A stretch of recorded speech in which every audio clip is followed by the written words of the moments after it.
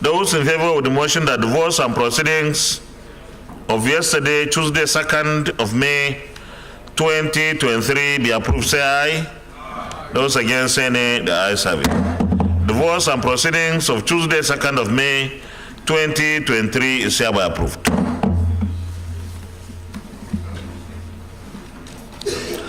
Any petitions? Leader of the Senate. Point of order, Senator I.D. Gyang.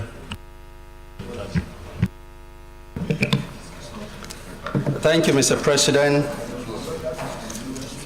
I'm Senator I.D. Gyang.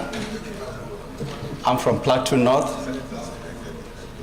and I want to raise a motion under personal explanation, Mr. President, to alert the Senate on the resurgence of banditry and terror attacks on Plateau. Distinguished Senator I.D. Gyang, personal explanation is personal explanation. It's not a motion. So you just give us your personal explanation. Yes, thank you, you're welcome. Mr. President, distinguished colleagues, it is with a heart full of grief this morning that I notify the Senate and of course the entire nation that peace of Plateau rural communities is in great jeopardy. This, Mr. President, is due to the resurgence of deadly terror attacks and night ambush of citizens by bandits. Many lives have been lost within the last 2 weeks while we were on recess, Mr. President, in communities across Biladi, Jos South, Riom, and Mangu local governments, namely Rawuru, Hepang, Jol, Weren, Tashek, Rim, and Murish. A worrisome dimension of the attack, Mr. President, is that prior notice is even given by the bandits of locations to be raided. Such advance notice and knowledge of the attacks are widely circulated with the hope that appropriate proactive security measures will be taken by law enforcement agencies, yet the bandits undertake and execute their deadly attacks on target locations without fail. Mr. President, herein lies the agony and helplessness of the affected communities on the plateau. Mr. President, you are aware that the responsibility of securing all citizens is the #1 responsibility that the Constitution has placed on government. The inability of government to live up to this responsibility is what has emboldened the bandits and compounded the plight of the people. We shall not relent to pray for peace, Mr. President, but government has responsibility to enforce law and order. Until there is sufficient deterrence against criminality and lawlessness, terror attacks and impunity will continue unabated. Until criminality and terrorism attract swift and severe consequences, law-abiding citizens will continue to be at the receiving end of wanton attacks. As we talk and work to win the peace, government has to enforce law and order and protect lives and property of law-abiding citizens. Mr. President, I would be using this opportunity to ask for the reinforcement of security and their presence in the affected communities in Plateau State. And I would also request the Senate to observe a minute's silence in memory and honor of the lives of the victims of these attacks. Thank you, Mr. President and distinguished colleagues.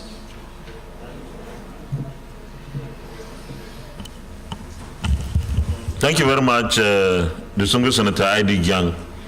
because you have come under our standing order 42, which is personal explanation, your presentation is not open to debate. And let me remark here that the security agencies and other authorities should ensure that we maintain security in areas that appear to be flashpoints again. Of course, I agree with you. Recently, the security situation in some parts of the country have started to deteriorate. But I think our security agencies, the military, have done a very good job of improving the security situation across the country. And we commend them for doing so much with what I can say insufficient resources. So for that, we will always be with them as a National Assembly, as a Senate particularly. We have been very, very supportive and will continue to be so. And at all times, our focus must be on providing security and improving the welfare of citizens of Nigeria. So I also commend you for bringing the information of what's happening in your senatorial district to the notice of the Senate and indeed the country. Did you ask for a minute silence? Okay, 1 minute silence, please.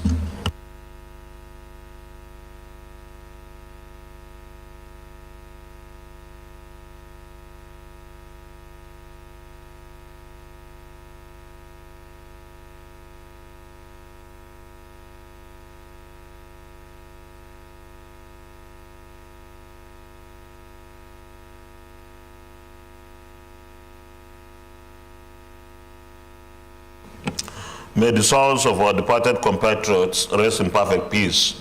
Amen.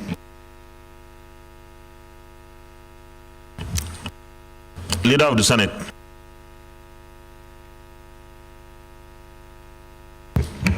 Mr. President, distinguished colleagues, the first business of the day is the presentation of a House bill standing in my name on the Notaries Public Bill 2023, HB 2020. Mr. President, you may wish to invite the Clerk of the Senate to read the short title of the bill. Clerk of the Senate. Mr. President, distinguished senators, Notaries Public Bill 2023, HB 2020, first reading. Notaries Public Bill 2023, HB 2020, first reading taken. Leader of the Senate. Mr. President, distinguished colleagues, the first order of the day is a motion requesting the Senate to consider the request from Mr. President, Commander-in-Chief, for the confirmation of the nomination of the following persons for appointment as federal commissioners for the Revenue Mobilization, Allocation, and Fiscal Commission, in accordance with Section 154, subsection 1 of the 1999 Constitution of the Federal Republic of Nigeria as Senator Ayogu Eze, CON, Peter Opera, Hawa Umar Aliu from Jigawa, Rakia Tanko Ayuba Haruna Kebi, Ismaila Mohammed Agoka Kwara, Kolawale Daniel Abimbola. So the first two, Senator Ayogu CON is from Enugu and Peter Opera from Imo. Mr. President, distinguished colleagues, the purpose of this motion on the order paper is for the request of Mr. President, Commander-in-Chief, to be referred to the relevant committee for further legislative action. I therefore move that the request, Mr. President, Commander-in-Chief, be referred to the appropriate committee for further legislative action. I so move.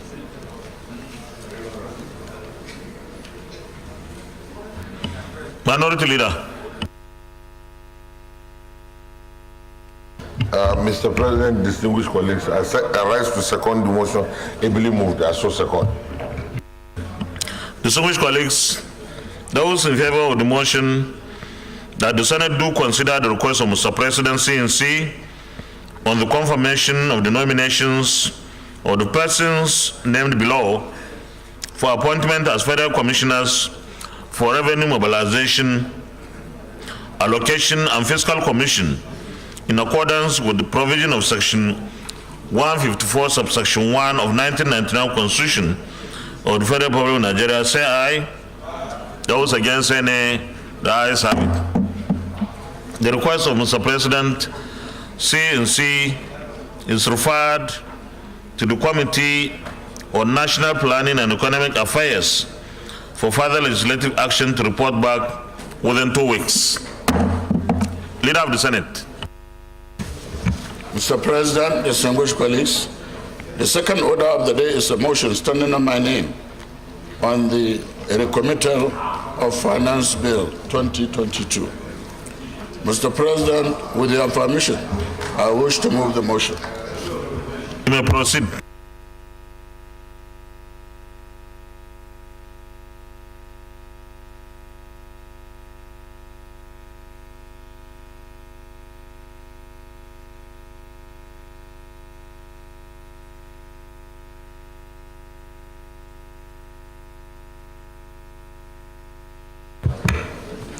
The Senate recalls that the Finance Bill 2022 was passed by the National Assembly and was transmitted to the President for assent. Observes that some fundamental issues which require fresh legislative actions by both chambers of the National Assembly emerged after a critical analysis of the bill by Mr. President and the Commander-in-Chief. Aware that the Minister of Finance, with the President's directive, had engaged the National Assembly to review key areas of the bill, and the engagement had produced a consensus resulting to this amended finance bill. Relying on Order 1 subsection B and the Order 52 subsection B of the Senate Standing Order 2022 as amended, accordingly resolves to resign its decision on the bill as passed and recommit same to the Committee of the Whole for reconsideration and passage. I so move.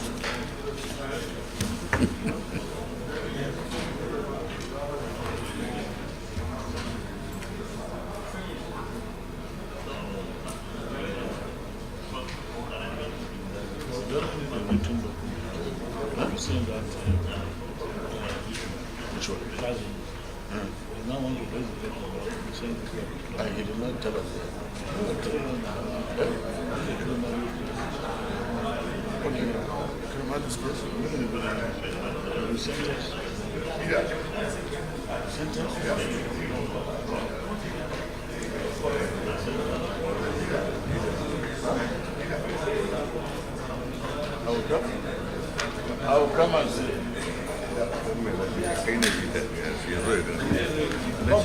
Come, we are passing. Come. There is something.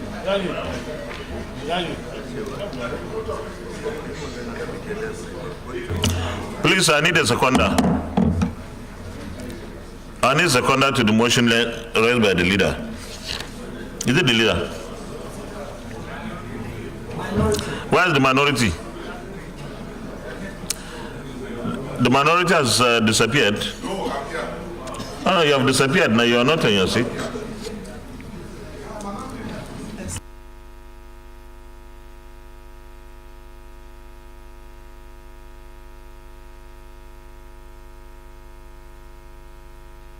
Mr. President, distinguished colleagues, I rise to second the motion ably moved by the Senate leader. I so second.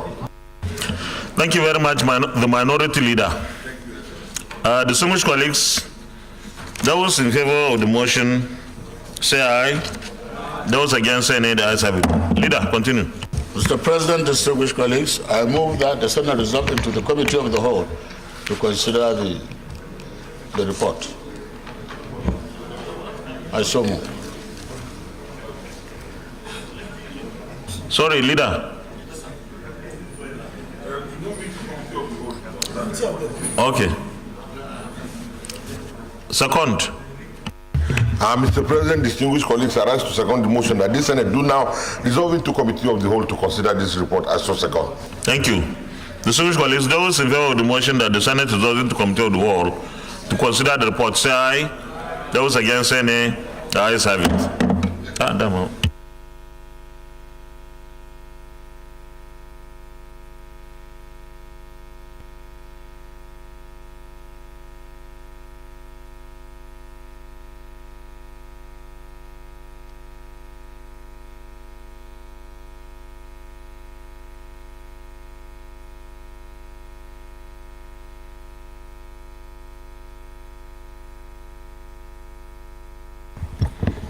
Senator Olujimi, why is the chief whip?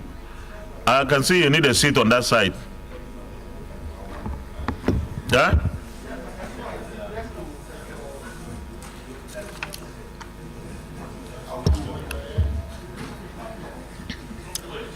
Distinguished colleagues, this I hope we all have copies of the report. Those in favor at clause 1, clause 2, clause 3, clause 4, clause 5, clause 6, clause 7, clause 8, clause 9, and clause 10 stand part of the bill, say aye. Those against, say nay. The ayes have it. Clause 11 is on page 5. Those in favor at clause 11, clause 12, clause 13, clause 14, clause 15, clause 16, clause 17, clause 18, clause 19, clause 20 stand part of the bill, say aye. Those against, say nay. The ayes have it. Clause 21 is on page 14. Those in favor of clause 21, clause 22, 23, 24, 25, 26, 27, 28, 29, 30 stand part of the bill, say aye. Those against, say nay. The ayes have it. Those in favor that the short title stands part of the bill, say aye. Those against, say nay. The ayes have it. Those in favor of the explanatory memorandum on page 19 stands part of the bill, say aye. Those against, say nay. The ayes have it. Those in favor of the long title stands part of the bill, say aye.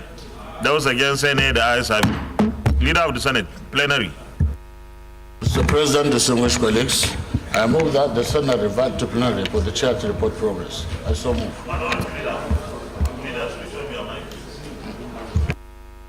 Minority leader. Mr. President, distinguished colleagues, I rise to second the motion that the Senate do now revert to plenary to report progress as so second. The left, you are too noisy.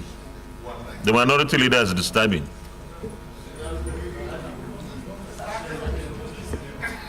Huh?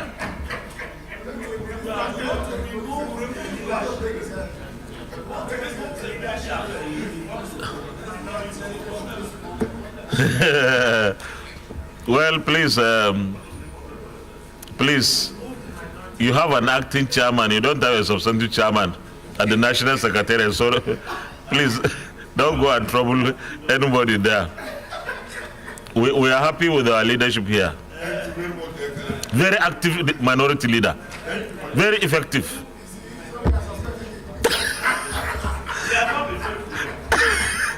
Distinguished colleagues, those in favor of the motion that the Senate reverts to plenary for the chair to progress, say aye. Those against, say nay. The ayes have it.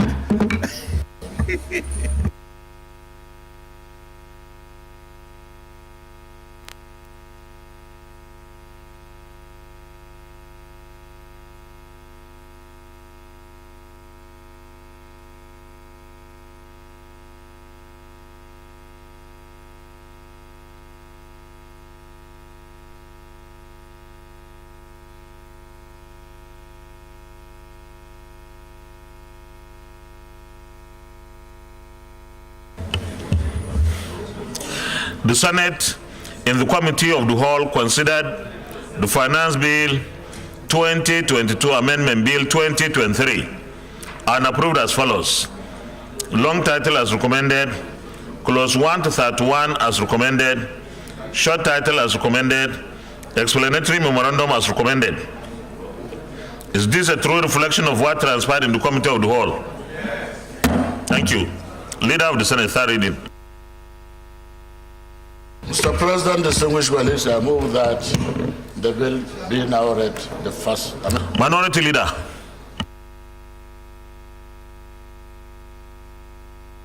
Mr. President, distinguished colleagues, I rise to second the motion that this bill be now read a third time. I so second. Minority Leader, you look stressed.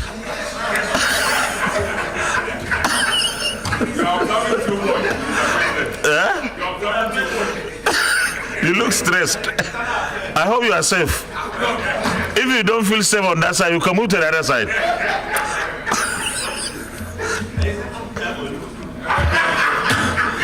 Distinguished colleagues, those in favor of the motion that this bill be now read the third time, say aye. Aye. Those against, say nay. The ayes have it.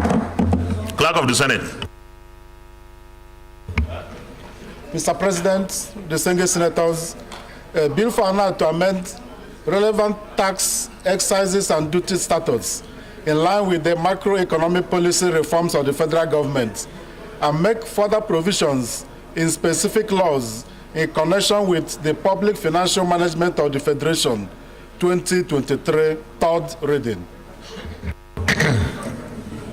A bill for an act to amend relevant tax, excises, and duty statutes in line with the macroeconomic policy reforms of the federal government and make further provisions in specific laws in connection with the public financial management of the Federation 2023, third reading taken, and this bill is passed.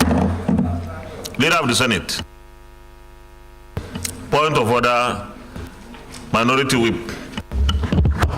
Thank you, Mr. President and distinguished colleagues. I am Senator Chukwuka Otaze, and I represent the good people of Enugu North Senatorial District of Enugu State. My privilege is on order 10 and 11. Any senator may arise at any time to speak upon a matter of privilege suddenly arising, and he shall be prepared to move without notice. A motion declaring that prepared to move without notice, a motion. 11, when a matter of privilege at any time arises, the president shall, until the matter is disposed of, or unless the debate on a motion thereon is adjourned, suspend the consideration and decision of every other motion or the other question, provided precedence over other business shall not be given to any motion if the opinion of the president in the prima facie case of breach of privilege has not been made or how the matter has not been raised at the earliest opportunity. I'm making this, I'm coming under this privilege for a matter of urgent public importance and for clemency for Senator Ike Ekweremadu and two others. Whereas the trial of Senator Ike Ekweremadu, wife Nwaneka, and middleman Dr. Obinna Obeta has been concluded by a panel of jurors, returning a verdict of conviction for the aforementioned suspects in the case of the kidney organ harvesting allegation involving an Ebonyi 21-year-old complainant. Whereas the sentencing of the convicts was shifted to 5th May 2023 at Old Bailey Court, and following which the Senate, on account of the good standing of Senator Ike Ekweremadu as his former Deputy Senate President for 12 years running, and as the former Speaker of ECOWAS Parliament, and considering the enormous contributions he did make in the development of democracy in Nigeria, West Africa, and beyond. Whereas these confidents were first offenders and do not have any previous criminal records, and considering that Ekweremadu was ignorant, that seeking out kidney donors was a crime in the United Kingdom, even applied to the British High Commission in Abuja for a grant of travel visa to the alleged donor, clearly stating in writing the purpose for the travel visa. Whereas this Senate is not arguing the conviction of the Kwelemados, as ignorance of the law is no excuse, but were forced into these circumstances in their bid to save a dying daughter, Sonia.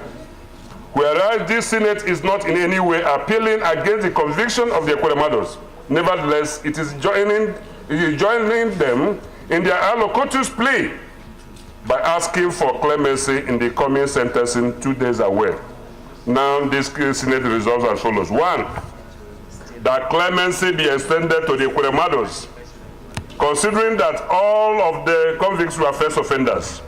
2, that since this matter was novel in the United Kingdom, that a novel approach in sentencing of the convicts be adopted by tampering justice with mercy, as the publicity already given to the trial was enough warning to would-be offenders in future.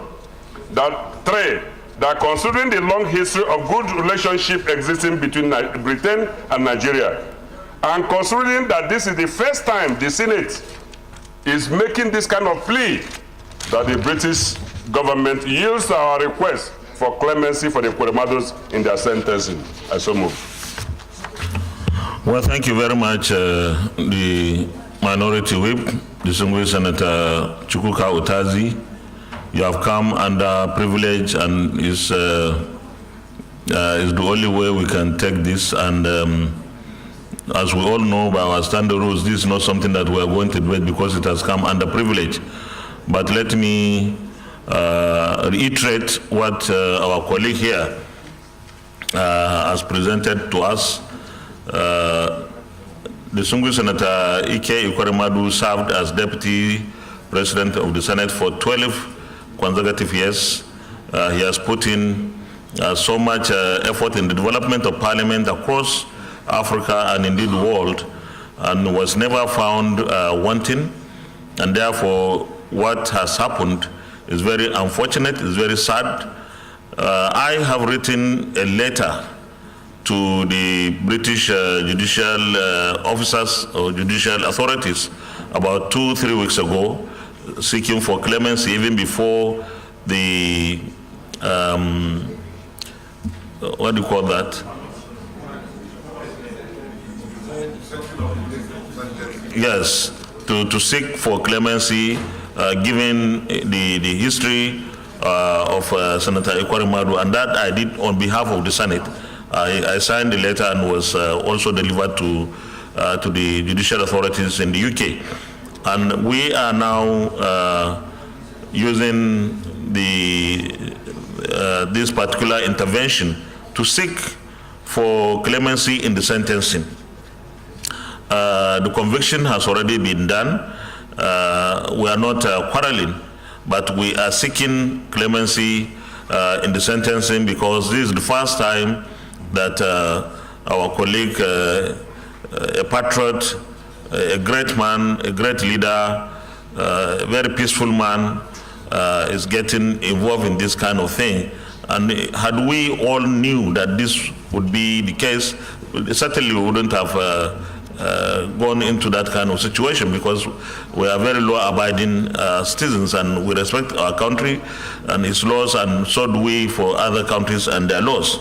So I want to commend the distinguished Senator Chukwuka Utazi for bringing up this issue, but let me conclude by seeking tempering justice with mercy by the British judicial authorities, that when it comes to the sentencing, it should be considered that this is the first time ever that distinguished Senator Ikweremadu will be facing this kind of situation.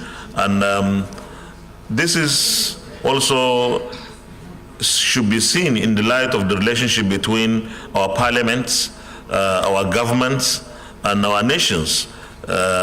We promise that we will always make ourselves law-abiding, whether inside our country or outside our country.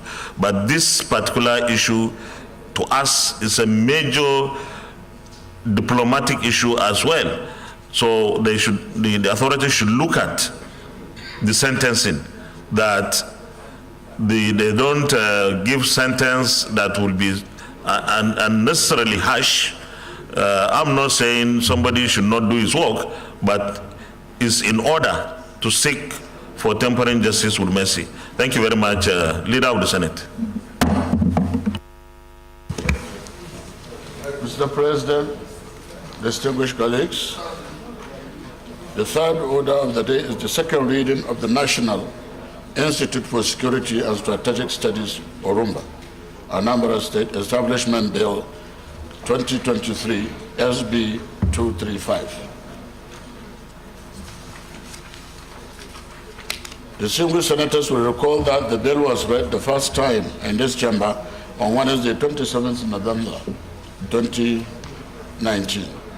Mr. President, you may wish to invite Senator Oba Ifeanyi Patrick to move the motion for the bill to be read for a second time.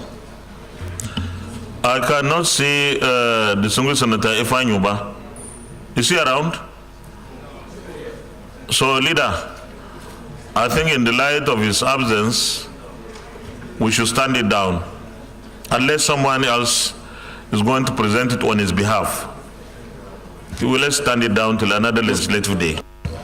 Distinguished colleagues, in the absence of the mover of this bill or the sponsor of this bill, we want to stand down this one. The minority leader.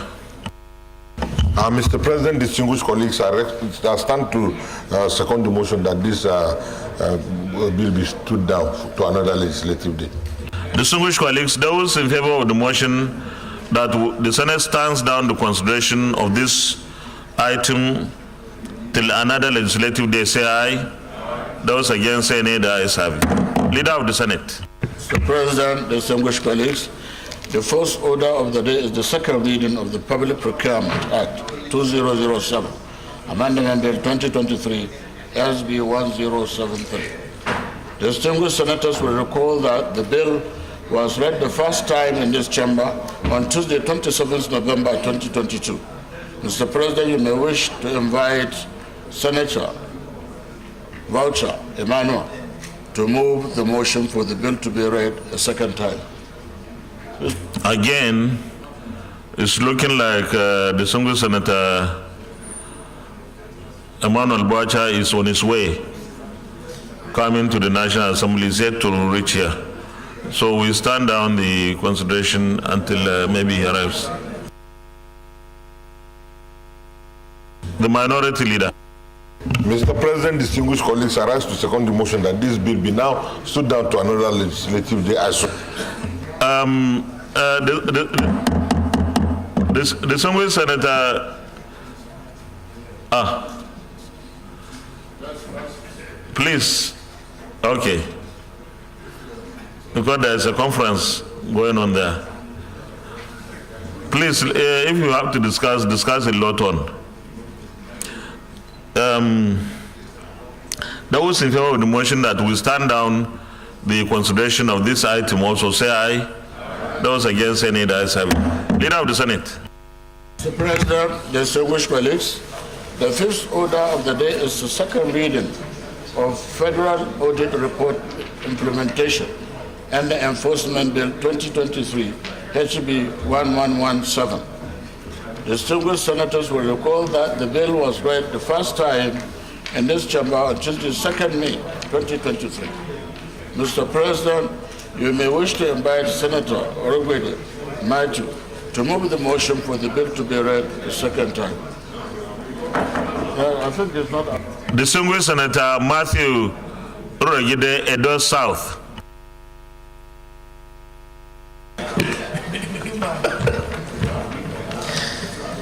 Thank you, Mr. President.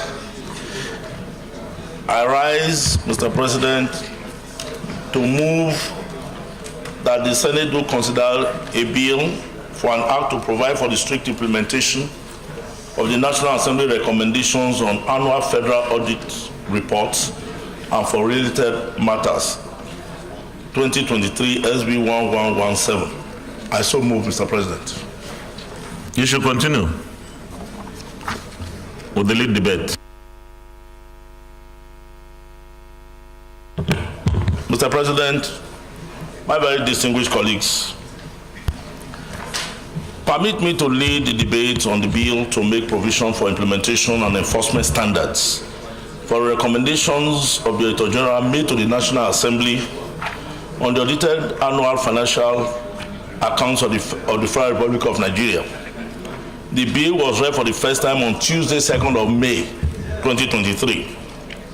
This bill is an important bedrock for harnessing our nation's economy and fighting corruption, especially in the lean years when our nation is borrowing heavily to fund national projects and when great prudence is required to ensure that funds appropriated for projects and other services are spent for the purpose they are budgeted for. Today, every Nigerian is interested in knowing that government funds are spent for the purpose of approval, and with due respect to efficiency, economy, and effectiveness of public service delivery. The Auditor General for the Federation and his team spent enormous time to audit the account of the Federation and made recommendations which over the years have been ignored to the perils of all of us. Mr. President, my distinguished colleagues, the goal of this bill, therefore, is to ensure that a legal framework exists for the strict implementation and enforcement of the National Assembly timely decisions reached on audit reports of the Auditor General made on national annual financial dealings. This is to ensure that a level of seriousness is accorded to the audit process, while violations are strictly sanctioned within specified timelines. The bill will ensure that national audits are not just an exercise in futility, and it will be a roll call of any MDAs to understand that audit infractions can attract speedy and painful consequences. These success stories will be valuable crowns on the National Assembly and on the head of the Auditor General, making him a champion in the war against corruption. Without the stamp of strict implementation and enforcement of a timely, urgently imposed by this bill, audit report implementations will continue to remain difficult to enforce, no matter the thoroughness or efficiency we continue to invest on the exercise. Mr. President and my distinguished colleagues, I seek your support to truly empower the Office of the Auditor General of the Federation of Nigeria to continue doing a good job on his constitutional mandate of ensuring transparency and accountability in the use and review of government financial transactions. The Federal Audit Report Implementation and Enforcement Bill 2023 is a win-win for the government and the people of Nigeria when enacted into law. I so move, Mr. President. Thank you very much.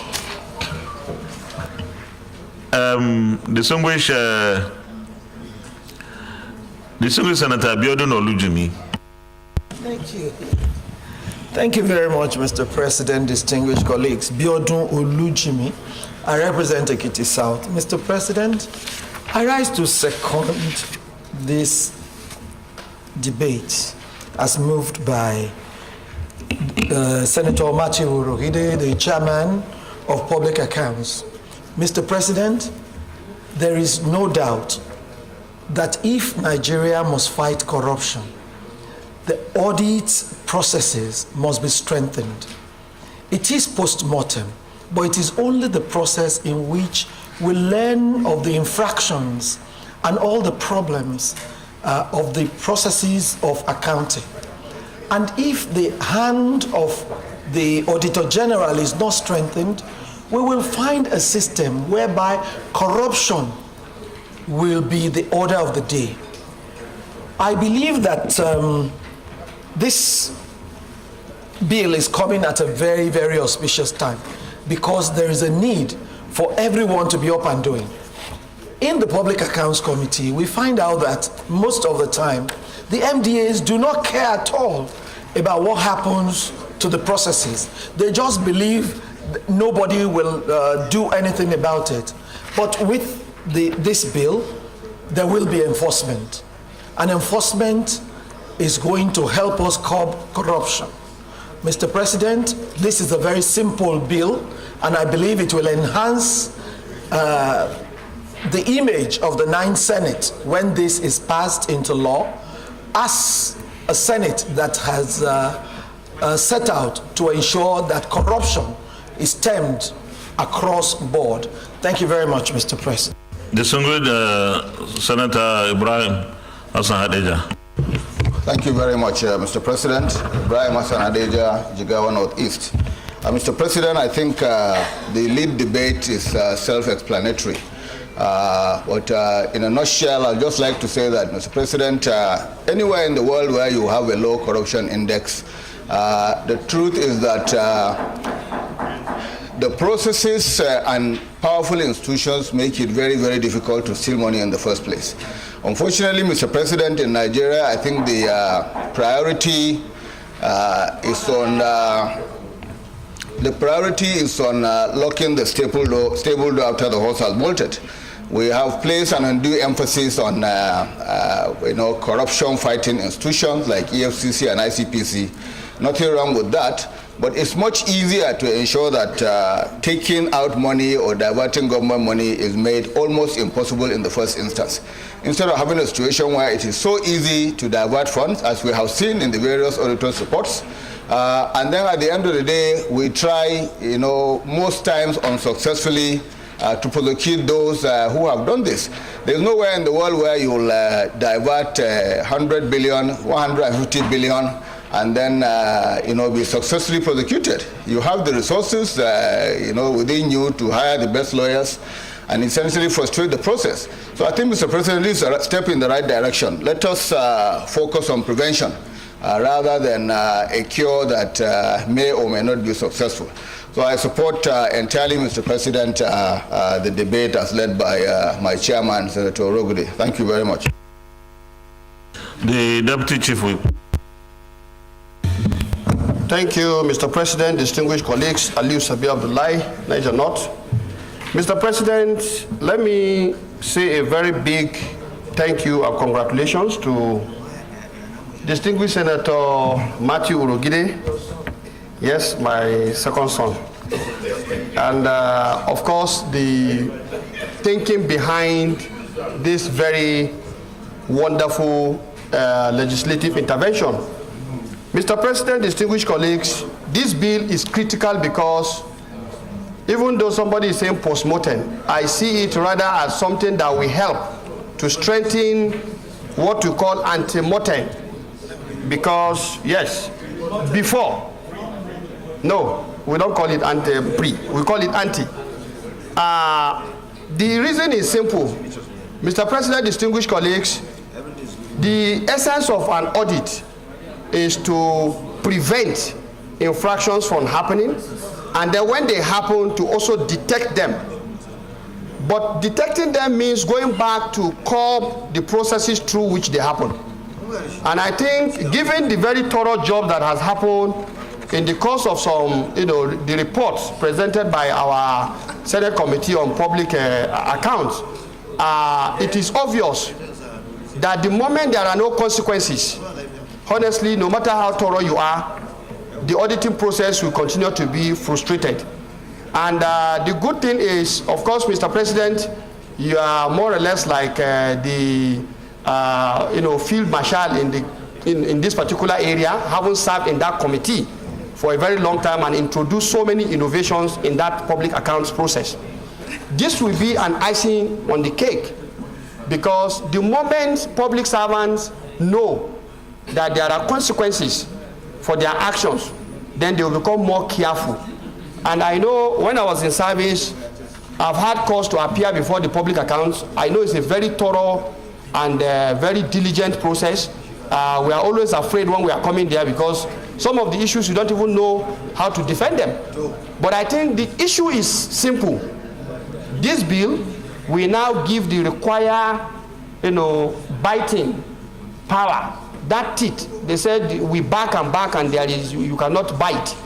I think this bill will enable the relevant authorities to ensure that people who really touch us got beaten by their actions. And so it's a very good bill. I want us to quickly ensure that this thing is done before we close this night Senate. We should ensure that this is one of the legacies out of so many others that we are leaving behind. With this, I urge my colleagues to support this bill to be passed expeditiously by first getting the second reading and then going for public hearing and quickly bringing it back in good time for us to be able to get concurrence from our colleagues. Thank you, Mr. President. Senator Ibrahim Olurogbe. Thank you, Mr. President, distinguished colleagues. My name is Ibrahim Olurogbe. I represent Kwara Central Senatorial District. Mr. President, I rise to lend my support to this very important bill. Mr. President, I'm coming from a perspective of being a privileged member of the Public Account Committee. And as a member, with my colleagues, we lament severally when, after going through the audit or the General's report, we submit report to the Senate in plenary, and after up to 1 year now, there's no action that are taken on this report. Secondly, we do see the attitude of MDAs, especially on audit queries that comes up. They see it just as a process because they know at the end of the day, a recommendation will be made and nothing will be done. And it saddens one to see the quantum of funds, public funds, that are lost through this process. And as just my colleague, distinguished Senator Ade just said, it's the process in this country of fighting corruption is much more ineffective because we emphasize more of the anti-corruption agencies rather than developing institutions and systems. Therefore, it was a collective wish and will and decision of the program committee at one of our oversight and retreat to see this through. And I want to thank our chairman for expeditiously coming up, because it was only during this recess that we went through and we said the only decision is to have an enforcement process. The current law, the Constitution, empowered the National Assembly to receive the report, to make recommendations to the president. But it doesn't give any further process as to when and how the president must act. And as such, it has been dying. So therefore, this bill is very important to strengthen our institutions and to take the process to a logical conclusion. If put in place, Mr. President, it will be a deterrent for institutions, for MDAs to commit the infractions that we currently see. And it will lead, just as the lead debate said, to effectiveness and efficiency in the utilization of public funds. I therefore support the bill and urge that we adopt it for second reading and urge the relevant committee that to be referred to expeditiously process it so that this National Assembly, this Night Assembly can have this as one of its legacy. And Mr. President, it will be a very good legacy for this country. I so support, Mr. President. Thank you. Thank you very much, distinguished colleague. Before I put the question on the second reading, let me also add my voice to this very, very important bill.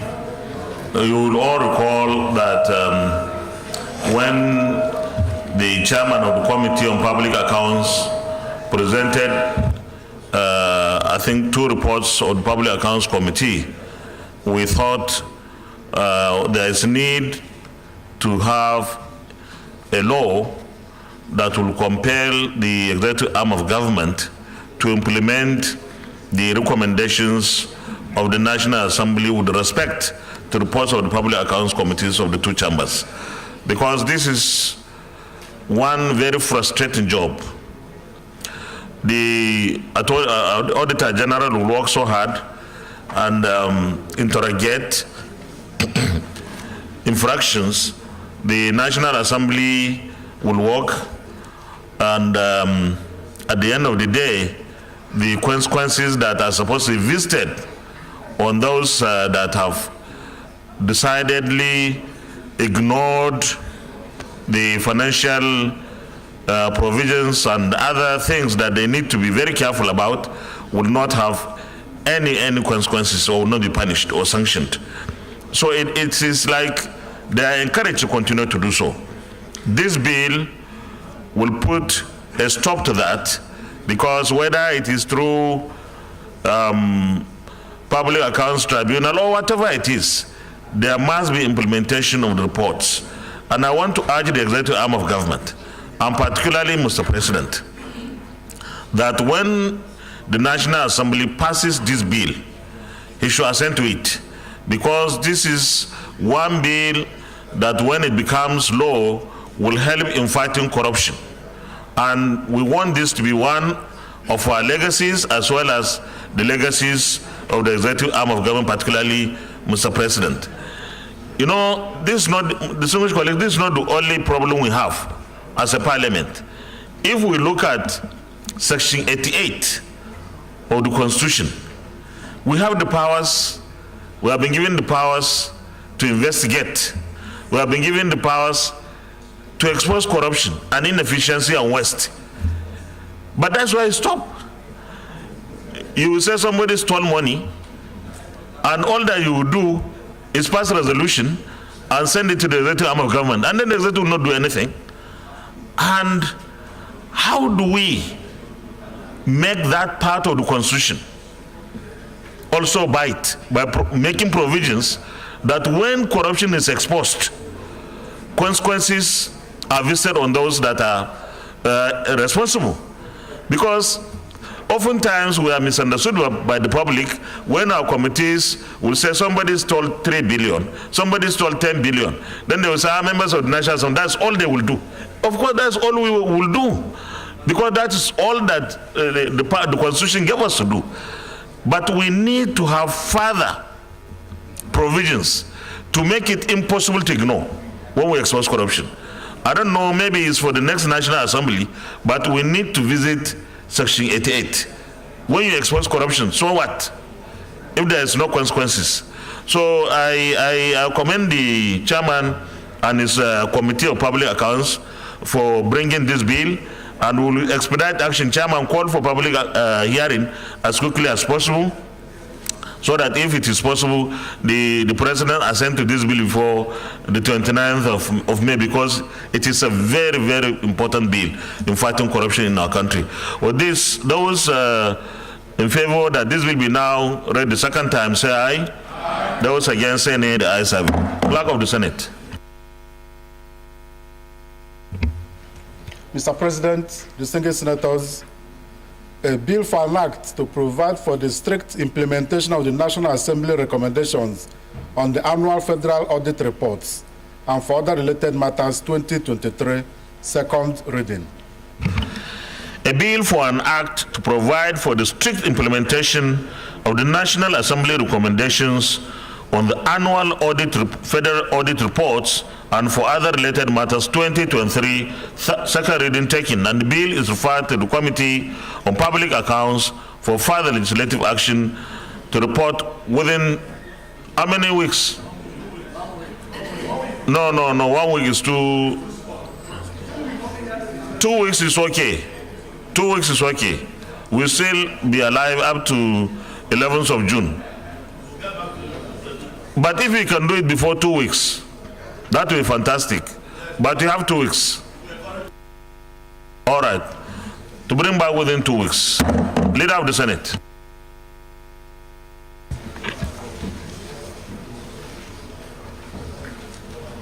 The sixth order of the day is the consideration of the report of the Committee on Federal Capital Territory on the 2023 FCT Appropriation Bill 2023, SB 1081. Mr. President, you may wish to invite Senator Smart Ademi, Chairman of the Committee, to move the motion for the consideration of the report. But I think it's not around. Smart. Huh? Are you around? It's not around. Smart is not around. Smart.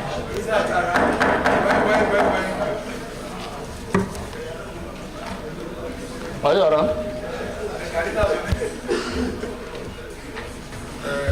Distinguished Senator Smart Ademi, Chairman FCT. Mr. President, I rise to move that the Senate do consider the report of the statutory budget of the FCT for the year 2023. I so move, Mr. President. I need a seconder. Distinguished Senator Tolu Odebi. Mr. President, thank you, Mr. President, distinguished colleagues.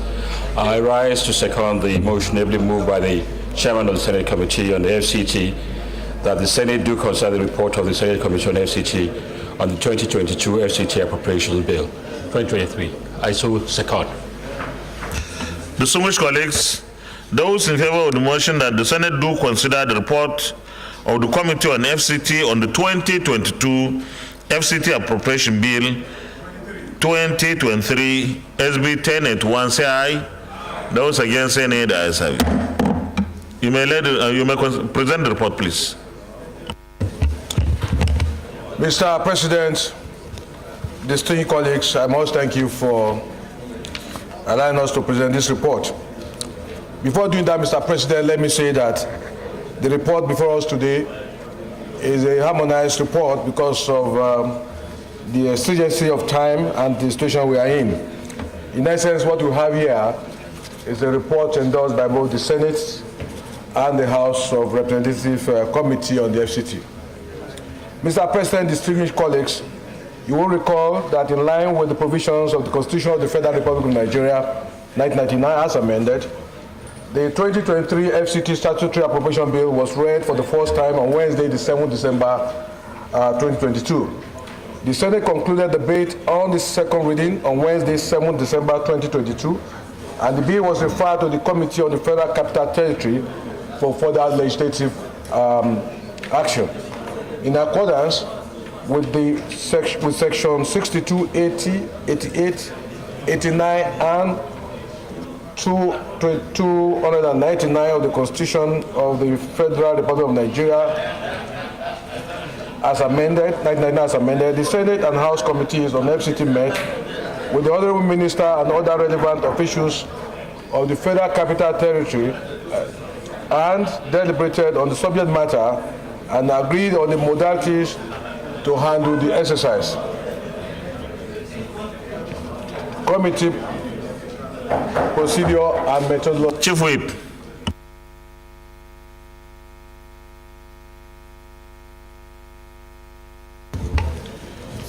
In carrying out the committee oversight duties, Mr. President, the committee visited schools, hospitals, Abuja Light Rail Mass Transit Project site, Goza Dump site, Wumpa Sewage Treatment Plant, Wasa Affordable Housing Project, Karachi Water Project, Apo Karachi Road Project, Karachi Ara Road, Rehabilitation of National Assembly Complex, Lower Usman Dam, and so many other ongoing road projects of the FCT administration.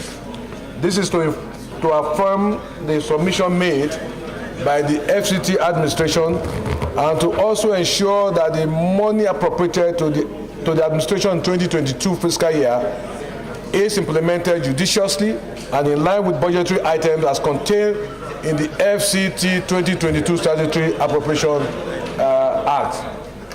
Thereafter, the committee reviewed the performance of the FCT 2022 Statutory Appropriation Act and also identified critical areas of need for the development of the territory that will ensure improved standard of living for its inhabitants.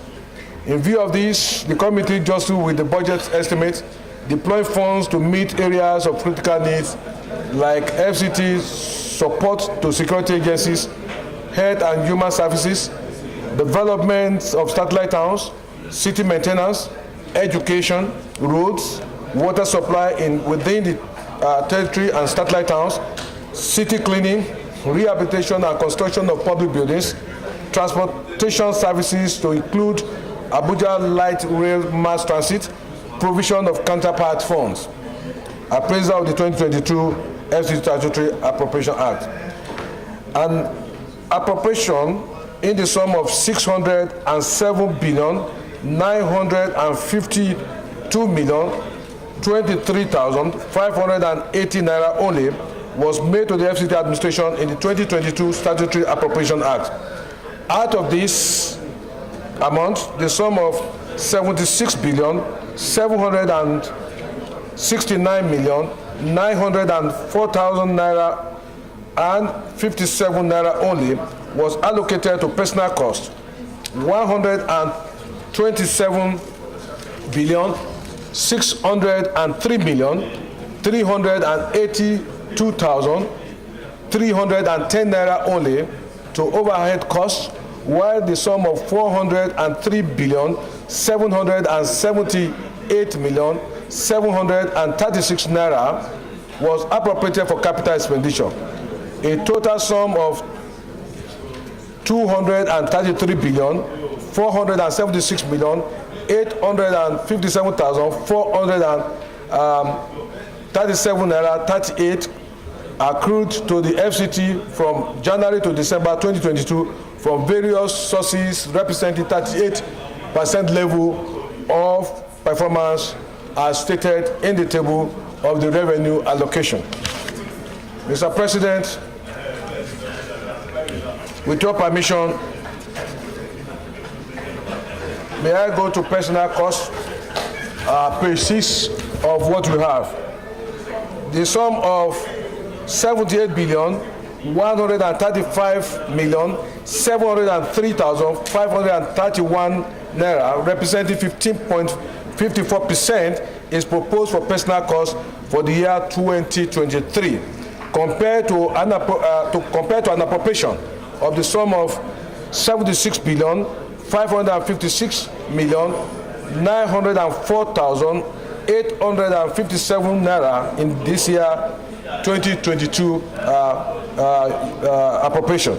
This shows an increase of the sum of 1,556,798,674 as against 2022 appropriation. Overhead costs. The sum of 116,976,164,567 naira, representing 23.26%, is proposed as overhead costs for the 2023 fiscal year against an appropriation of the sum of 127,603,382,310 in the year 2022. This shows a decrease, Mr. President, of the sum of 10,667,217,743 naira 48 kobo, representing 9%. Capital expenditure. A quick review, Mr. President, of the 2023 capital budget estimate are as follows. The sum of 307,811,115,280 naira, representing 61.21%, is proposed as capital expenditure for the year 2023 for the development of infrastructures with emphasis on completion of ongoing projects in the Federal Capital Territory. This shows 31% decrease, Mr. President, over the 2022 appropriation of the sum of 430,738,736,413 naira out of the 2023 proposed capital expenditure. The sum of 150 billion is for Sukuk loan project, which was rolled over to 2023 fiscal year for proper implementation. The sum of 13.7 billion is for Abuja Light Rail project. The sum of 8 billion for rehabilitation of 100 schools in 100 days, phase 1, and the sum of 99 billion is for Abuja Greater Water Supply, while the balance sum of 126 billion, Mr. President, is dedicated to the completion of the ongoing capital project and other counterpart funded related projects aimed at enhancing socio-economic and accelerating socio-economic activities of the FCT. For the capital expenditure, Mr. President, the FCDA is allocated the sum of 156.1 billion. Satellite Town Development Department, Mr. President, is allocated the sum of 67.9 billion, while other SDAs were allocated the sum of 83.8 billion for their capital expenditure to address critical areas like ongoing road construction, completion of water treatment plants, and related facilities. Mr. President, observations and findings. The revenue performance of the 2022 FCT statutory budget, Mr. President, was 38%. This is a poor performance compared with the year under review. The overall expenditure performance of the FCT 2022 statutory budget was only 33% as at December 31st, 2022. The 2023 FCT statutory budget proposal decreased with the sum of 104,993,040,203 naira. That is 17% of the statutory budget. The revenue items of the FCT administration is dwindling by the day, especially from some important revenue generating agencies like the FCT Internal Revenue Service, Abuja Environmental Protection Board, Abuja Graphic Information System, AGIS, and the FCT Water Board. The committee increased the revenue profile by 76 billion. Mr. President, the increased sum was deployed to sufficiently cater for some critical projects like the rehabilitation of the National Assembly, as we prepare for some of you who will still be coming and those who will be joining you in this National Assembly. Mobilization for engineering infrastructure to Metama 2 was equally put into consideration. Metama 2, Mr. President, is a new district which is going to be flagged off before May 29 by this administration. Provision to cater for plots in Guzape district, completion of the ongoing provision of the solar light in FCT, among others. Recommendation, Mr. President.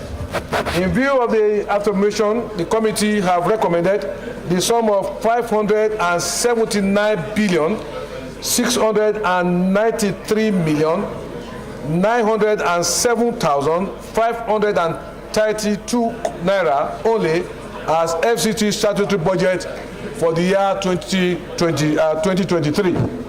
From the projected revenue, Mr. President, 579,693,907,532 naira only, the sum of 78,135,703,531 naira only is for personal costs. 122,513,919,108 naira only is for overhead costs of the territory, while the sum of 379,044,284,000 naira only and 22 naira only is for capital projects for the service of the Federal Capital Territory Abuja for the fiscal year commencing from 1st January and ending December 2023. Mr. President, before I complete this presentation, Mr. President, I want to emphasize that due to dwindling resources of the federal government, there is the need, Mr. President, to put by way of advice and observations in the last few years or so that have been in the FCT, that the solution to the development of this capital city will rest squarely on joint ventures by the incoming administration in order to be able to maintain the standard of which Abuja was conceived and is being implemented. The cost of construction is increasing by the day and the resources are dwindling.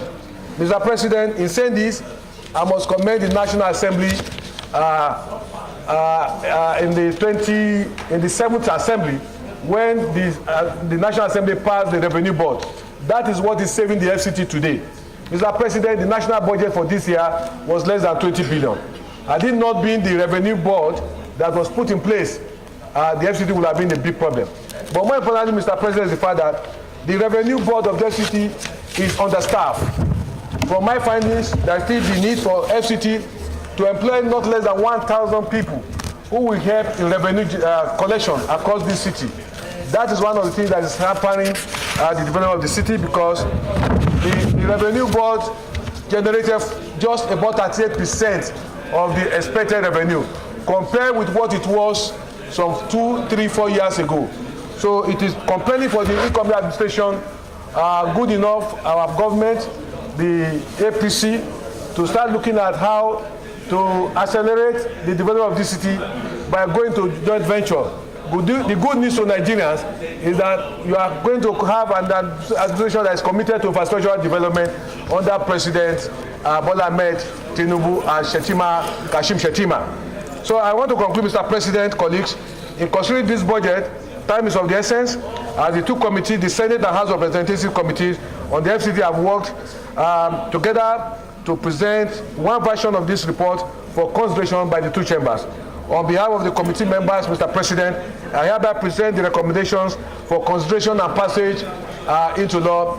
Mr. President, I must thank you very sincerely, thank my colleagues for your support for the FCT over the period that we have presided over this territory. Thank you, God bless you. Assalamu alaikum.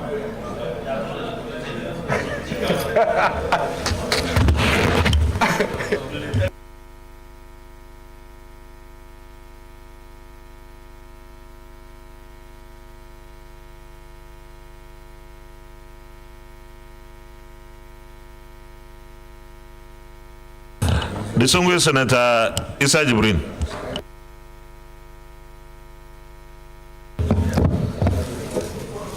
Your Excellency, the Senate President, distinguished colleagues, I am Issa Jibrin, representing Kogi East.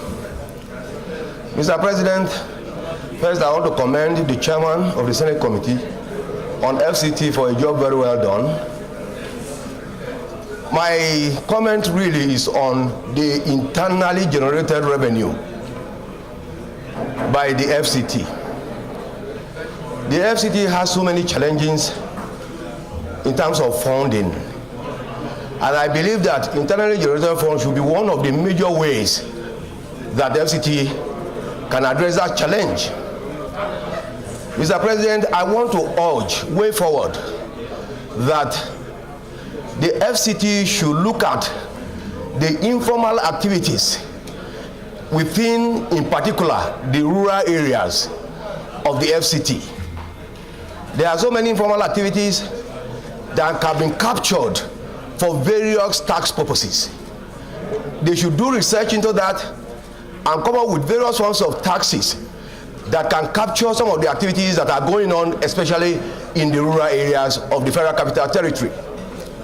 Mr. President, I also want to urge the FCT to go into partnership with some private investors to harness the solid mineral opportunities available in the FCT.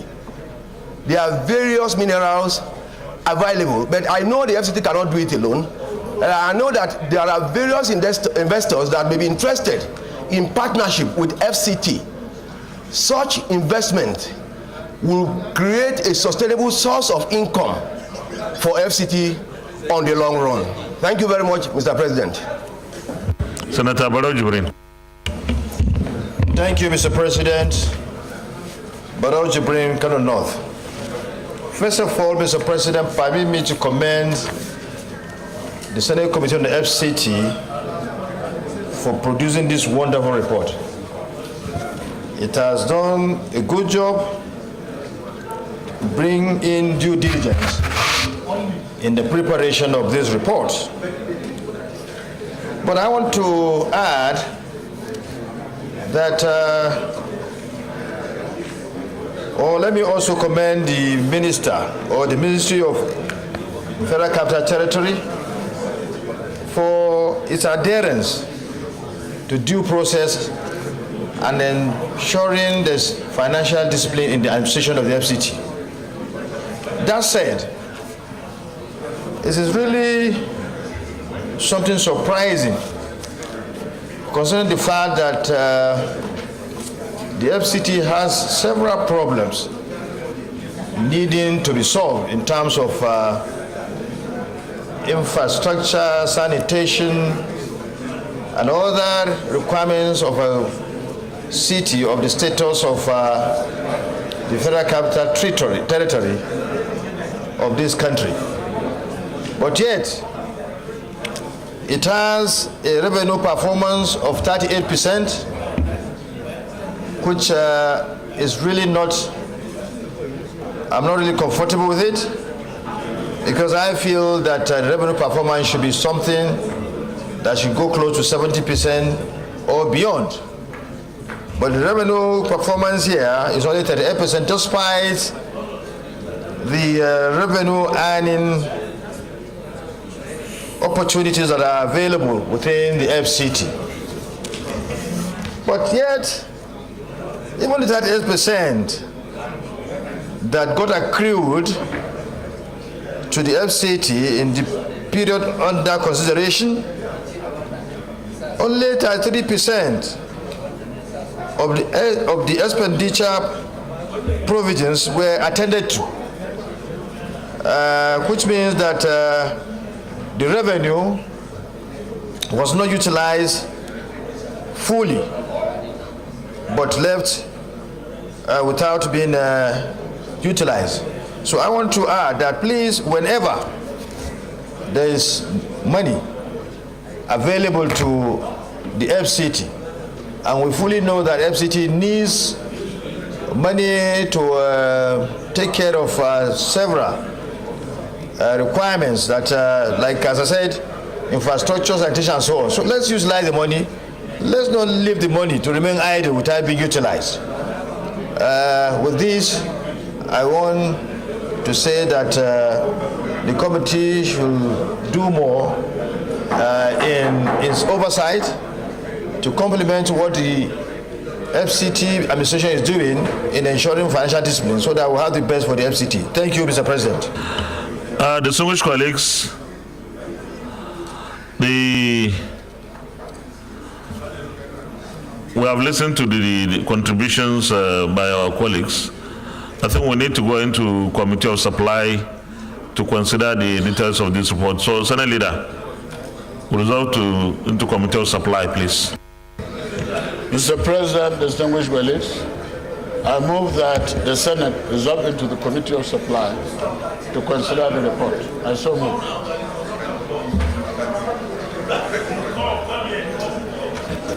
Minority Leader. Mr. President, distinguished colleagues, I rise to second the motion that this Senate now do resolve into Committee of the Whole, the Committee of Supply to consider the FCT budget. I so second. Distinguished colleagues, those in favor of the motion that the Senate resolves into Committee of Supply to consider the report, say aye. Those against, say nay. The ayes have it.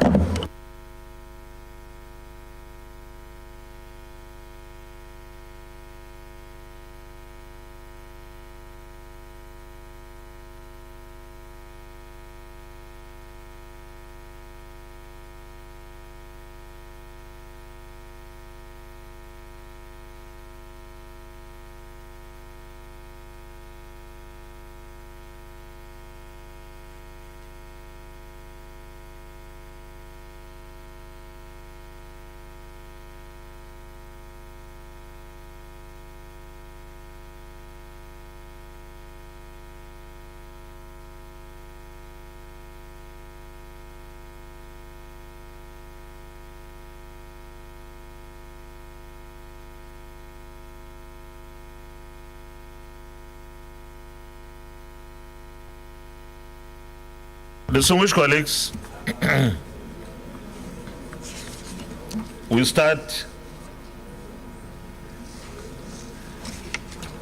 from page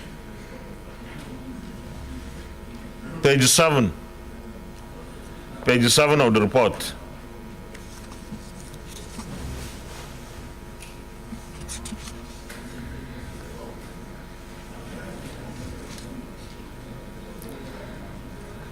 Schedule Part A, recurrent non-debt expenditure.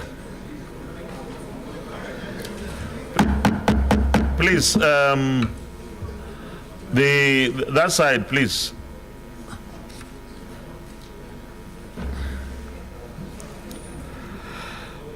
Federal Capital Territory First Line Charge, 9,805,683,256 naira.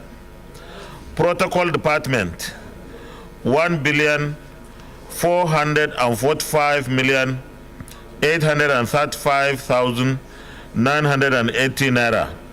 Security Services Department, 4,761,132,171 naira. FCT Treasury, 24,823,213,820 naira. Economic Planning, Revenue Generation, and PPP Secretariat, 1,746,592,108 naira. FCT Establishment and Training Department, 2,109,772,789 naira. FCT Audit Department, 550,230,603 naira. Department of Monitoring and Inspection, 368,810,780 naira. Land Administration Department, 1,549,512,744 naira. FCT Procurement Department, 883,982,141 naira. FCT Directorate of Muslim Pilgrims Affairs, 1,628,809,102 naira. FCT Directorate of Christian Pilgrim Affairs, 956,485,721 naira. FCT Pension Department, 5,996,696,985 naira. FCT Archives and Historical Bureau, 441,226,639 naira. FCT Urban and Regional Planning Tribunal, 129,480,423 naira. Department Outdoor Advertisement and Signages, 708,370,292 naira. Department of Information and Communication, 701,906,209 naira. Department of Reform, Coordination and Service, 408,657 naira. FCDA Administration, 28,342,640 naira. Finance and Administration, 1,701,151,989 naira. Engineering Services, 901,846,227 naira. Public Building, 674,839,428 naira. The Settlement and Compensation Department, 215,457,074 naira. Urban and Regional Planning, 236,455,652 naira. Survey and Mapping, 255,925,104 naira. Mass Housing Department, 77,051,533 naira. FCDA Procurement Department, 123,758,221 naira. FCDA Internal Audit, FCDA Internal Audit, 43,471,284 naira. Public Relations, 64,627,741 naira. Engineering Design, 205,540,160 naira. FCDA Legal Services, 69,394,467 naira. FCT Legal Secretariat, 2,543,609,365 naira. Area Council Secretariat, 746,273,068 naira. ACSS Inspectorate Planning and Monitoring, 353,402,485 naira. ACSS Chieftaincy and Community Development, 590,516,321 naira. ACSS Primary Healthcare Department, 180,959,839 naira. ACSS Planning, Research and Statistics, 196,292,411 naira. Area Council Service Commission, 579,588,701 naira. FCT Area Council Staff Pension Board, 1,017,188,609 naira. Office of the Auditor General for FCT Area Councils, 797,122,125 naira. Transport Secretariat, 242,760,204 naira. Road Traffic Services, 2,731,892,268 naira. Bus Rapid Transit and Transport Regulations, 58,807,092 naira. Department of Public Transportation, 3,652,908,617 naira. Department of Transportation, 1,332,309,934 naira. Department of Transportation Planning, Research and Statistics, 301,192,420 naira. Education Secretariat, 1,782,720,638 naira. Agency for Mass Education, 1,774,566,372 naira.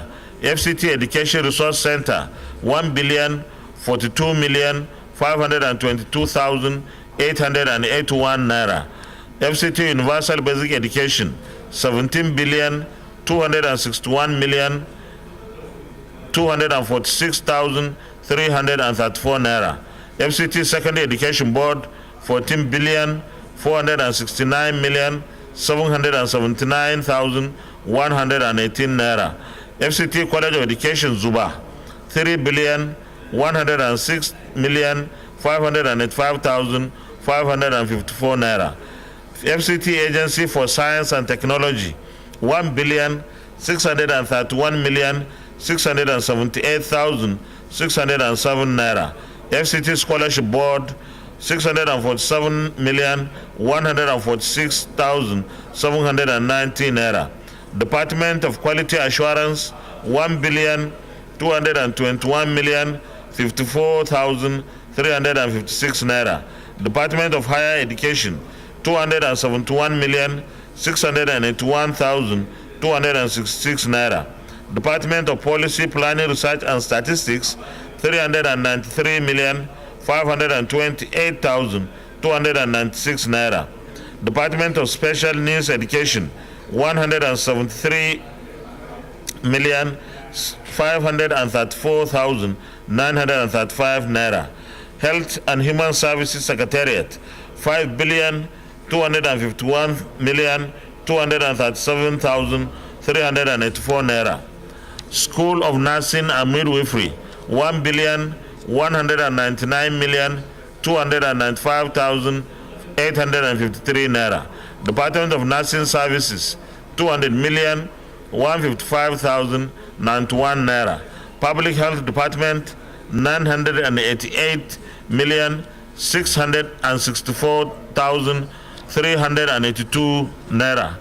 Chairman FCT, this public health department of FCT, and only 988 million, all of us in the FCT. No, health should be given a priority. The entire FCT, less than 1 billion.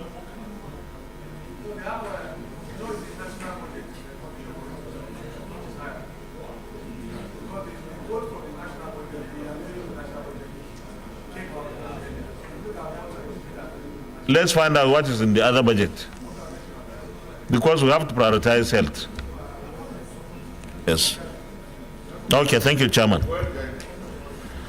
Health Planning, Research and Statistics Department, 263,898.99 naira. Department of Pharmacy, 349,711,725 naira. FCT Medical Diagnostic Department, 327,647,973 naira. Health Management Board, 4,706,496,750 naira. Asokoro District Hospital, 2,402,104,121 naira. Maitama District Hospital, 1,839,618,098 naira. Wuse District Hospital, 2,025,862,365 naira. Kubwa District Hospital, 1,539,346,116 naira. FCT Semi-Urban District Hospitals, 2,935,967,035 naira. FCT Satellite District Hospitals, 3,109,452,389 naira. Primary Healthcare Development Board, 2,990,592,158 naira.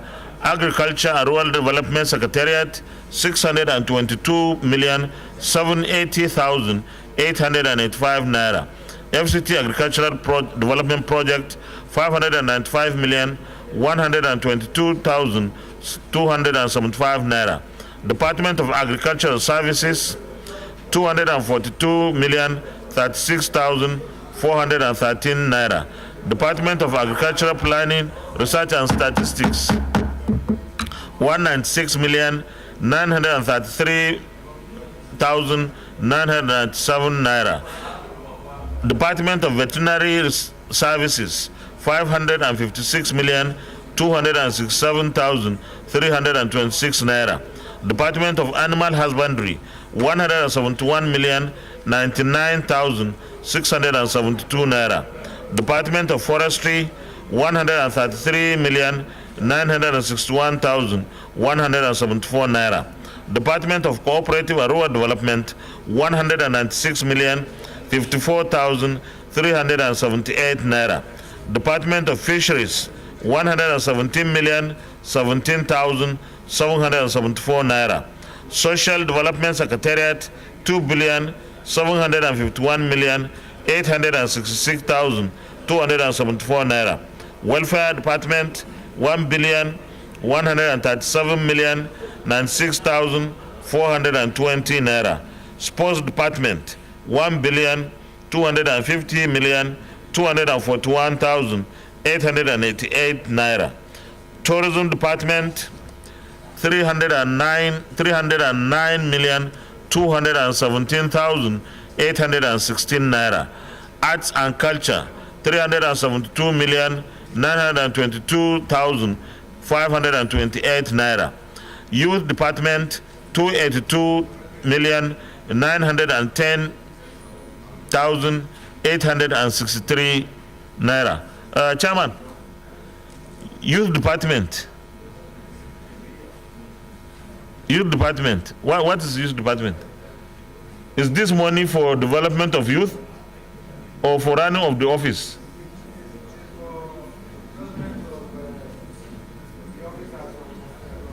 Because we can't develop the youth of FCT with 280 million.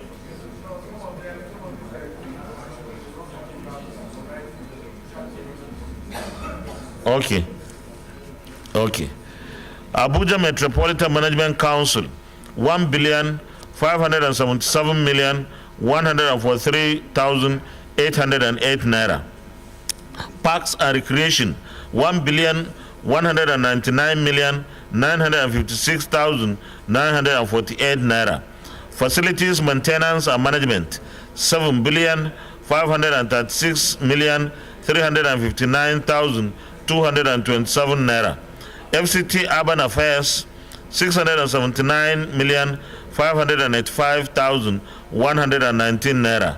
Development Control Department, 494,194,194,077 naira. FCT Water Board, 5,598,578,777 naira. FCT Rural Water Supply and Sanitation Agency, 794,752,420 naira.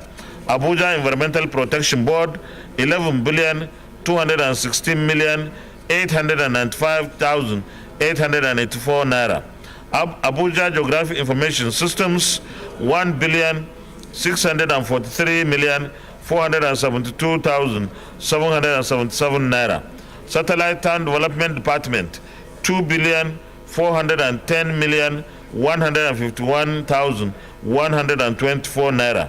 Abuja Infrastructure Investment Center, 1,78,760,406 naira.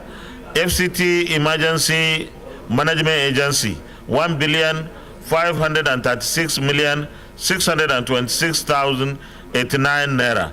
Department of Fire Service, 1,446,516,514 naira. General summary: total recurrent 200,649,622,711 naira. Those in favor that this remains part of this bill, say aye. Those against, say nay. The ayes have it. Capital Expenditure Part B.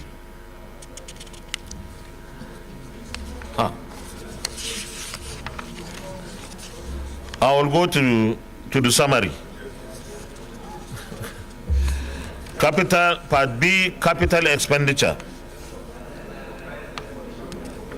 The total capital is 379,444,284,822 naira. Those in favor that this remains part of the bill, say aye. Those against, say nay. The ayes have it. The grand total recurrent and capital is 579,693,907,532 naira. Those in favor that this remains part of the bill, say aye. Those against, say nay. The ayes have it.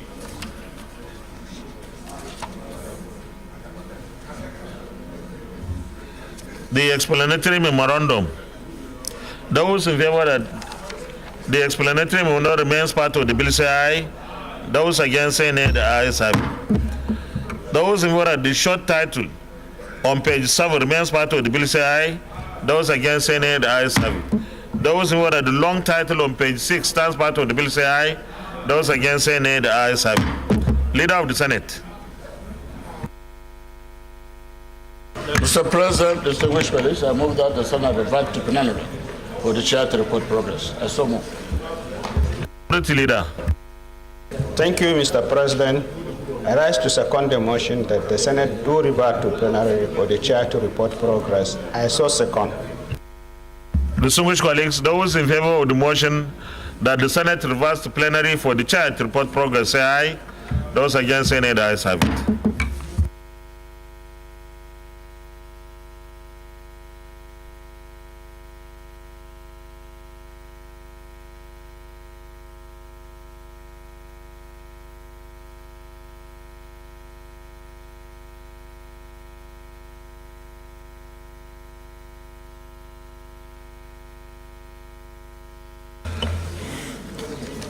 Distinguished colleagues, the Senate in the Committee of Supply considered the report of the Committee on FCT on the 2022 Federal Capital FCT Appropriation Bill 2023 and approved as follows. Part A, recurrent non-debt expenditure as recommended. Schedule Part B as recommended, capital expenditure. Clause 1 to 6 as recommended. Explanatory memorandum as recommended. Short title as recommended. Long title as recommended. Is this a true reflection of what transpired in the Committee of the Whole, Committee of Supply?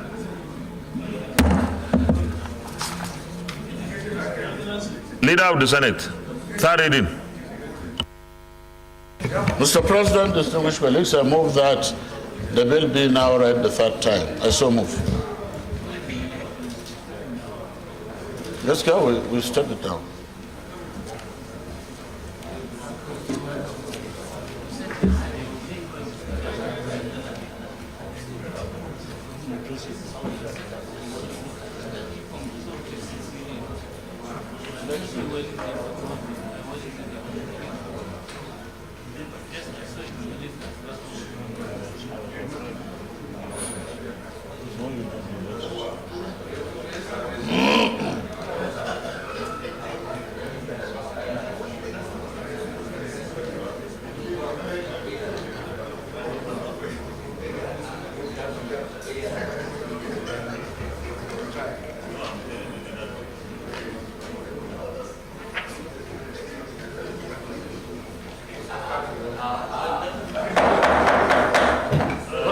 Please,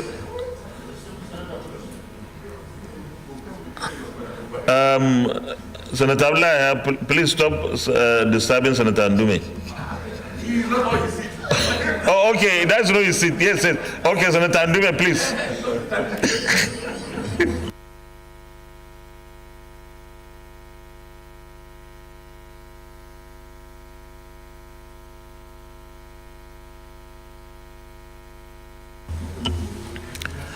The minority, did you second it?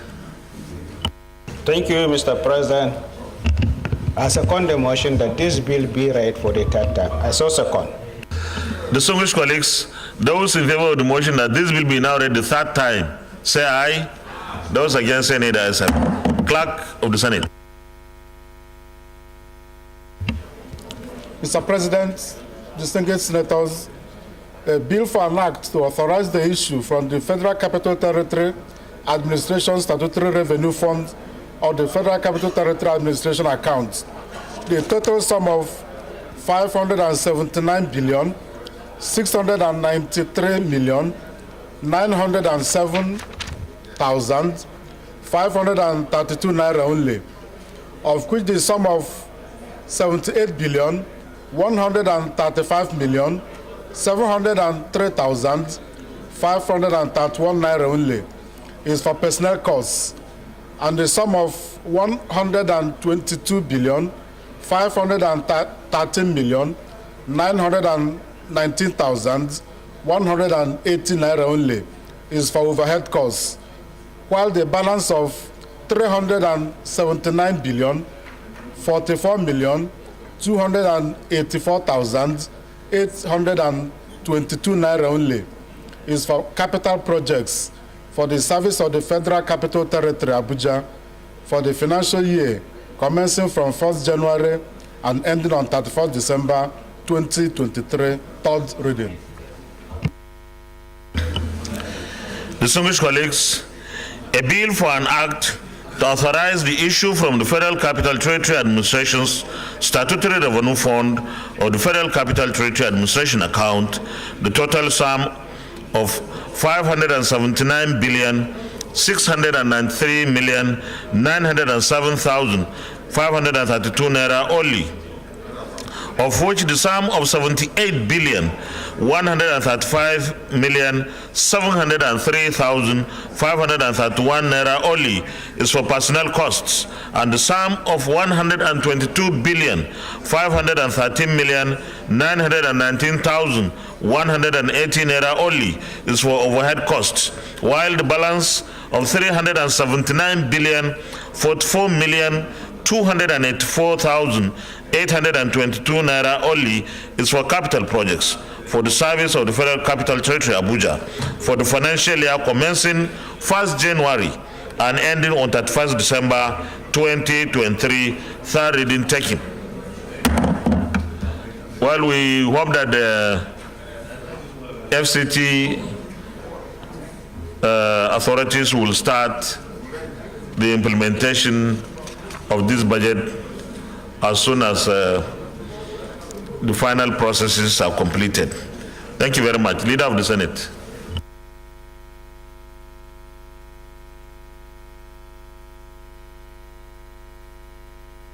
Mr. President, distinguished colleagues, the eighth order of the day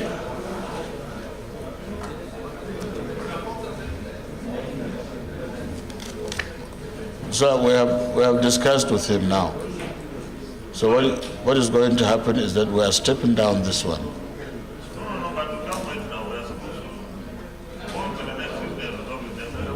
Yeah, okay. The eighth order of the day is the presentation and consideration of the report of the Committee on ICT and the Cyber Security on the Nigerian Data Protection Bill 2023, SB 1114. Distinguished senators will recall that the bill was referred to the committee on Tuesday, 2nd May 2023.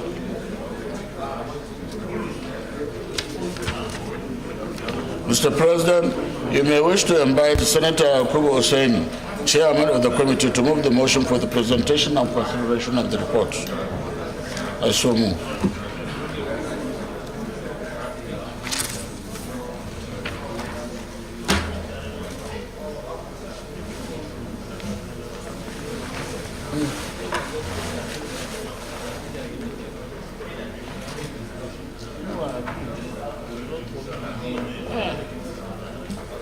What's that? Huh? Yeah.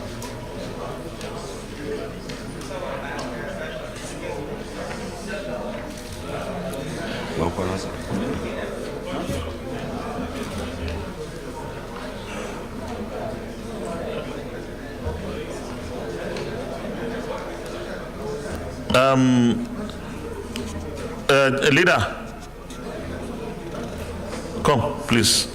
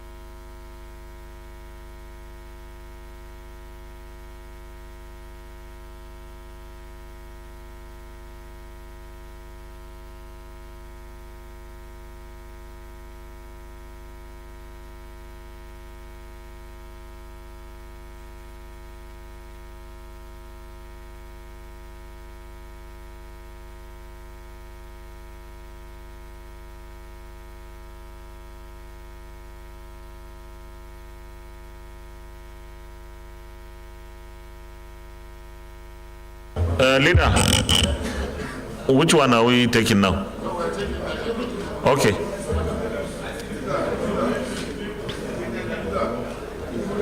Okay, Leader. Leader of the Senate.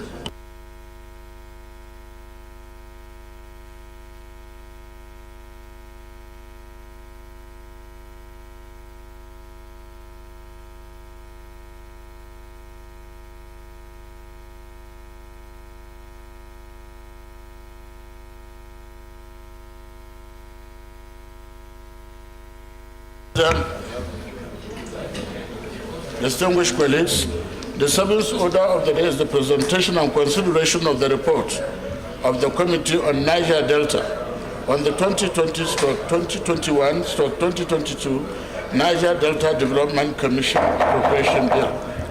Mr. President, you may wish to invite Senator Amos Bulus, Killer Ones, to move the motion for the Senate to receive and consider the report of the committee.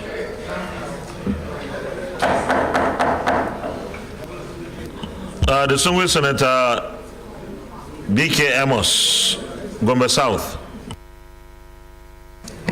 Mr. President, point of order. Point of order, distinguished Senator, that is Raki Dixon. Thank you very much, Mr. President and my dear colleagues. I'm raising a point of order based on Order 9, privileges, which touches the very core of our duties and responsibilities here in this Senate.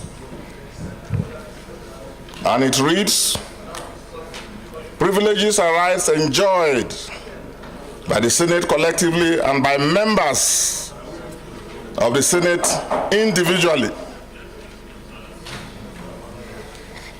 And Mr. President, the order under consideration is a violation of my privilege as a member of the Senate and also as a member of the Committee on Niger Delta, whose report we're about to consider. And I think that, if you permit me, Mr. President, I am of the view that the budget estimates requires further scrutiny and thorough examination. All of us, Mr. President, led by you, you know the patriotic national positions that you and this Senate under your leadership has had to take to bring some measure of stability and sanity in that institution. Because of that, as we are all aware, no budget for 2021 was passed, no budget for 2022 was passed. And now before us, there is a so-called consolidation budget to consolidate 2021, 2022, and of course this year. And if I may digress a bit, at our committee proceedings, questions were raised, and I raised some of those questions. My colleagues are all here.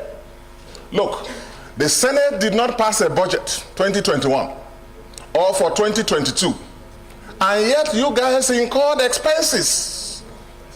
Give us the details of the expenses that were incurred in an extra budgetary manner.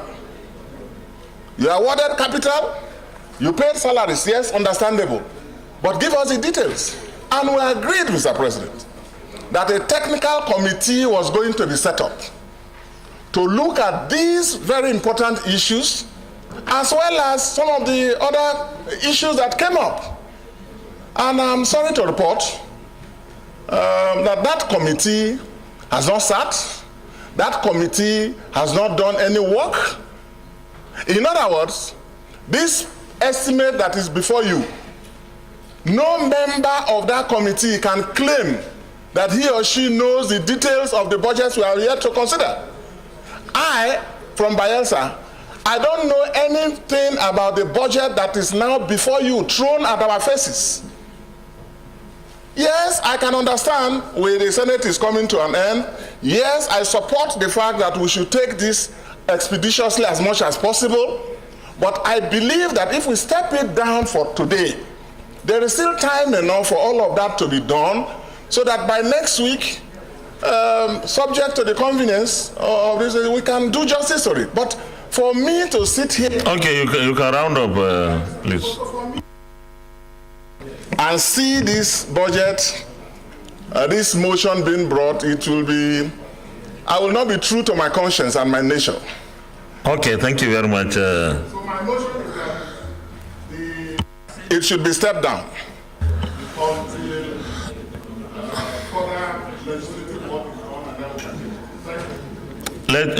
Thank you very much for your explanation on your privilege. There are other members of the committee here, right?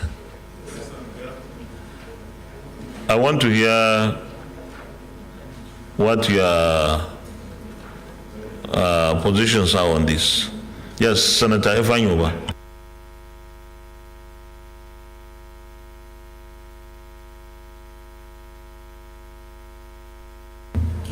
Mr. President, distinguished colleagues, I totally align with what Senator Dixon said. I think we should step it down and then have a review. Thank you, Mr. President. So, yeah, Senator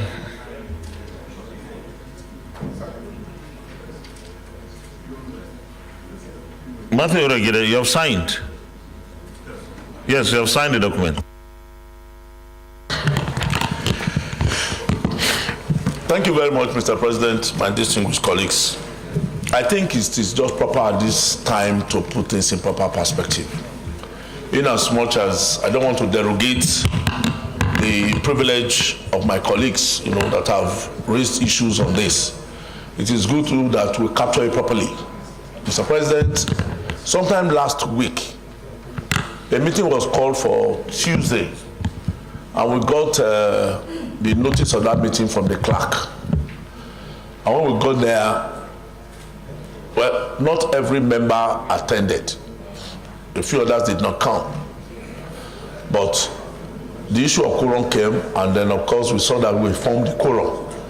In principle, we mentioned what was going to happen and how it was going to be considered. Mr. President, those of us from the region, for some time now we had become very worried because for 3 years, no budgets. And even that, if that was the case, we're not going to negate the procedure for considering the budget. As members, we met and we said what we're going to do, and that we're going to invite them to come and defend the budget. Before the budget for 2023 is considered, we are going to look at budget performance for the previous years. And for another... Just sorry to interrupt you. You said there was no budget 2021, 2022. So when you say you look at the previous budget performance, what are you going to look at when there was nothing?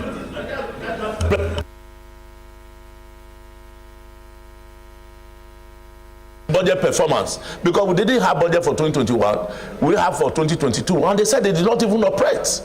So what do we do? That was the questions, because a lot of our colleagues really, even when that meeting commenced yesterday, they were not there. And when they now started doing their defense and they gave what was the game, the committee agreed that we approve this budget in principle. They have given us all the documents and everything. They gave to us yesterday. And we now agreed that members were going to look at the details of what was submitted to us. Every year when they bring in budget of NDDC, we have to look at what is contained, particularly in our states, and of course the regional projects. So that again, we said, because we don't have the time, we have seen what we have said, we have seen everything in principle, we pass the budget, but we said we are still going to look into some of these details as it affects our different states. That's what we said. So that committee said they were going to, now I had to explain it again to Senator Boniface, who was there yesterday, and he said yes, that was what we agreed. And Senator Gaya, who was there yesterday, I had to call his attention again, yes, that was what we agreed. I had actually mentioned to Senator Dixon here, in as much as I want to know what is in Bayelsa. Senator Degi, from the state, is going to look at what is contained in it, the details. But the more we keep this budget, Mr. President, the more we are not going to pass it. We have few time to go. In as much as they want to do a shoddy job, let us even believe on the integrity of our colleagues who are going to look at some of these things. And I think keeping it here, and not doing anything about it, certainly is not going to do our region and our states any good. This is the way I see it. Okay, let me. We are not going to be debating this. I have 17 people here who signed the report, and that is more than the quorum. That's more than the quorum required. And I believe that sometimes we may not be able to attend some of our meetings because we have other calls somewhere else. And when some of our colleagues do something on our behalf, I think we should also respect what they have done. In this light, for the general understanding amongst ourselves, not for the sake of Senator Dixon alone, I would suggest that we stand down. If we are coming back to this Senate tomorrow, because there is likelihood, then we take it. Because time is of essence. The contraptions we had in the NDDC over the years, last 3 years or so, created so much havoc that we couldn't pass. In fact, there was no budget 2021, no budget 2022. And we are now struggling with the backlog. In fact, if we will be thorough with our work, somebody is supposed to be sanctioned. If we didn't pass those budgets, how did they spend the money? Yeah? Yes.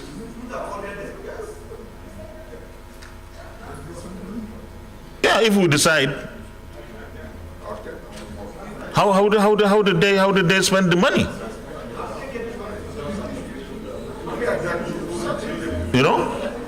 So please, Chairman, we'll stand down this report, consult again with our colleagues.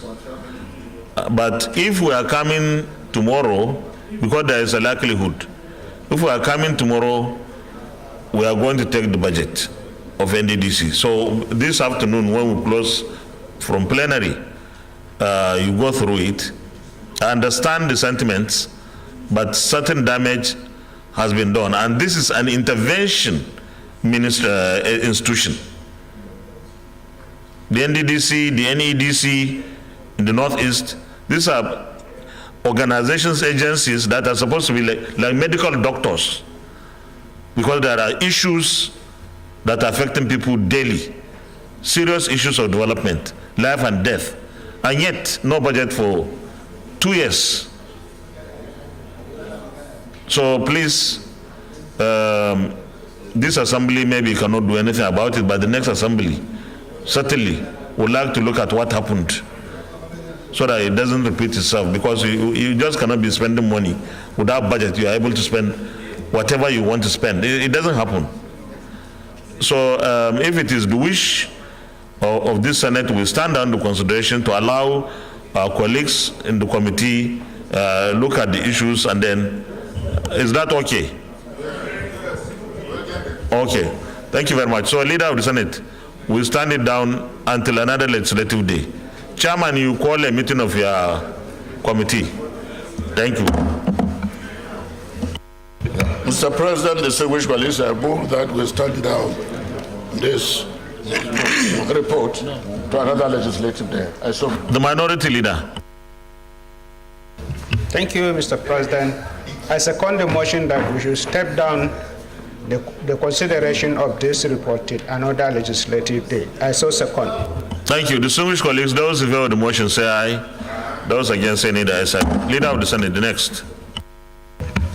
Mr. President, distinguished colleagues, the eighth order of the day is the presentation and consideration of the report of the Committee on ICT and the Cyber Security on the Nigerian Data Protection Bill 2023, SB 1114. Distinguished senators will recall that the bill was referred to the committee on Tuesday, 2nd May 2023.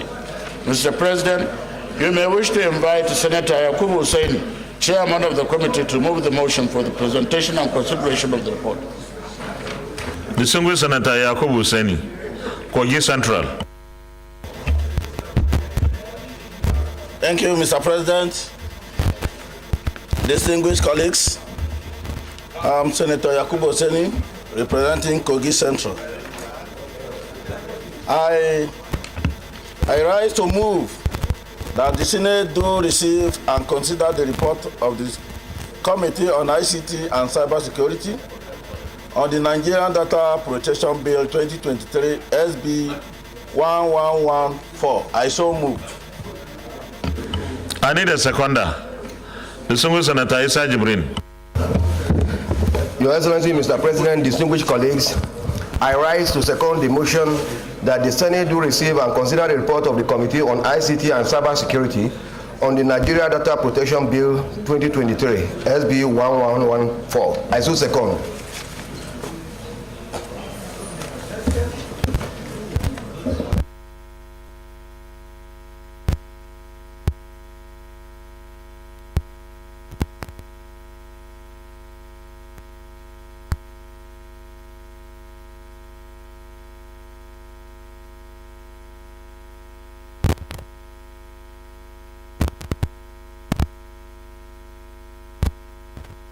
Distinguished colleagues, those in favor of the motion that the Senate do receive and consider the report of the Committee on ICT and Cyber Security on the Nigeria Data Protection Bill 2023 say aye.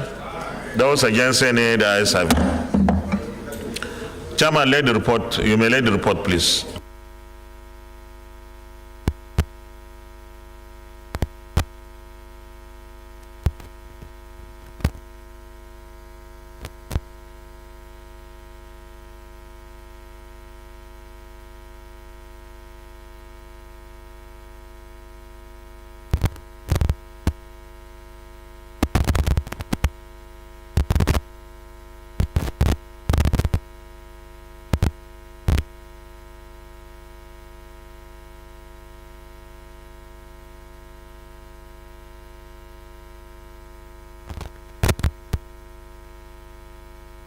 Chairman, you may present the report, please. Thank you, Mr. President. Distinguished colleagues, we'll have an executive session. So please, let's finish with this. And the next, I'm making this announcement so that our colleagues don't leave, those who have to. No. Let's take the report. Okay, make the presentation, please. Thank you, Mr. President, distinguished colleagues. The Senate, at its sitting on Tuesday, 2nd April 2023, consider and read for the second time a bill for an act to provide a legal framework for the protection of personal information and establish the Nigerian Data Protection Commission for regulation of the processing of personal information and for related matters 2023 SB 1114 and refers him to the Committee on ICT and Cybersecurity to report. The bill was read for the first time on Wednesday, 5th April 2023. Mr. President, distinguished colleagues, we have the following observations, which I may not read everything. At all forums listed in 3.2 above, the need for a data protection law for Nigeria was not only agreed to, but emphasized. Oversight findings of the Senate Committee on ICT and Cyber Security had over time revealed a yearning need for addressing issues of fundamental rights and freedom of Nigerian citizens in an emerging global digital economy. Committee action. The committee retained all clauses in the bill and inserted subclause 2 to clause 43 to provide checks on cross-border data transfers which involve bilateral relations and international politics and business considerations. Recommendations. Having taken into consideration the outcome of stakeholders' opinions of distinguished senators during the second reading and oversight findings of the committee hereby recommended as follows. That the Senate Committee on ICT and Cybersecurity, which was referred a bill for an act to provide a legal framework for the protection of personal information and establish the Data Protection Commission for the regulation of the processing of personal information and for related matters 2023 SB 1114, having considered same, report favorably thereon and recommend that the Senate do pass the bill accordingly. I so move, Mr. President and distinguished colleagues. Thank you and God bless you.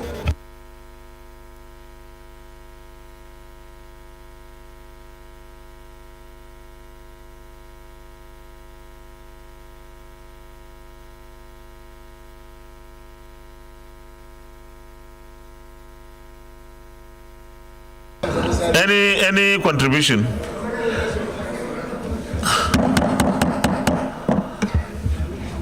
Any contribution?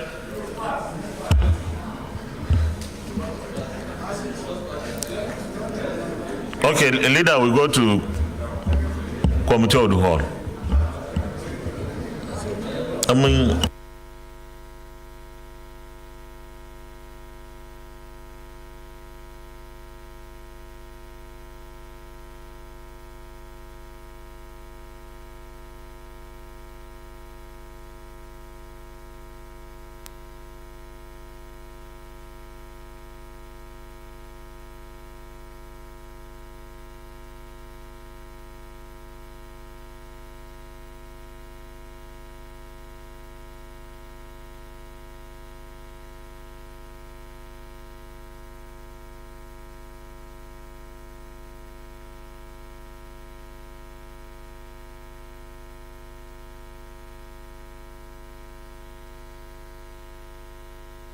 Leader of the Senate.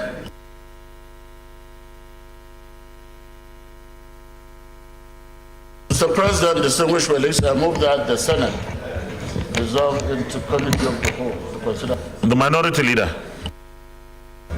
Thank you, Mr. President. I so second.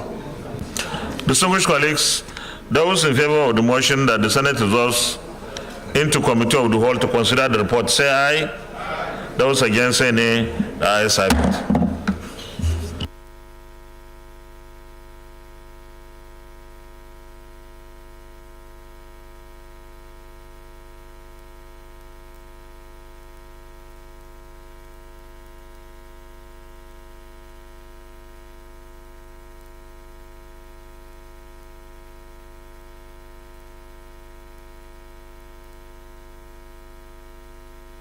Distinguished colleagues, those in favor that clause 1 to 10 stand part of the bill say aye. Those against say nay. The ayes have it. Those in favor that clause 11 to 20 stand part of the bill say aye. Those against say nay. The ayes have it. Those in favor that clause 21 to 30 stand part of the bill say aye. Those against say nay. The ayes have it. Those in favor that clause 31 to 40 stand part of the bill say aye. Those against say nay. The ayes have it. Those who are at clause 41 to 50 stand part of the bill say aye. Those against say nay. The ayes have it. Those who are at clause 51 to 64 stand part of the bill say aye. Those against, say nay. The ayes have it. Those in favor that the interpretation stands part of the bill, say aye. Those against, say nay. The ayes have it. Those in favor that the short title on page 47 stands part of the bill, say aye. Those against, say nay. The ayes have it. Those in favor that the schedules stand part of the bill, say aye.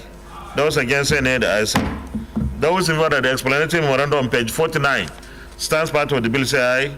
Those against, say nay. The ayes have it. Those in favor that the long title on page 1 stands part of the bill, say aye.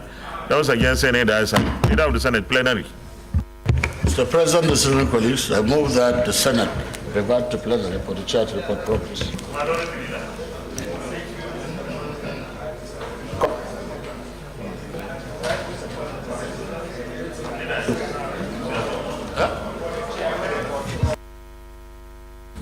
Distinguished colleagues, those in favor of the motion that the Senate reverts to plenary for the chair to report progress, say aye. Those against, say nay. The ayes have it.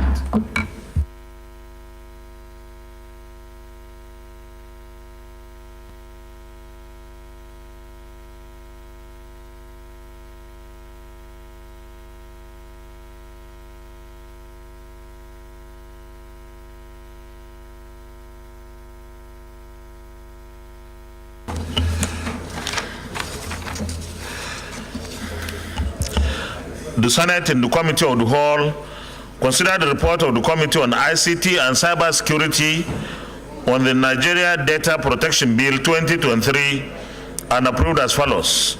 Long title as recommended, clause 1 to 64 as recommended, interpretation as recommended, short title as recommended, schedule as recommended, explanatory memorandum as recommended. Is this a true reflection of what transpired in the Committee of the Whole? Leader of the Senate, third reading. Distinguished colleagues, I move that the bill be now read the third time. The minority leader.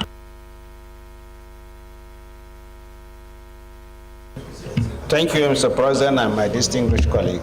I second the motion heavily moved by the leader. I so second.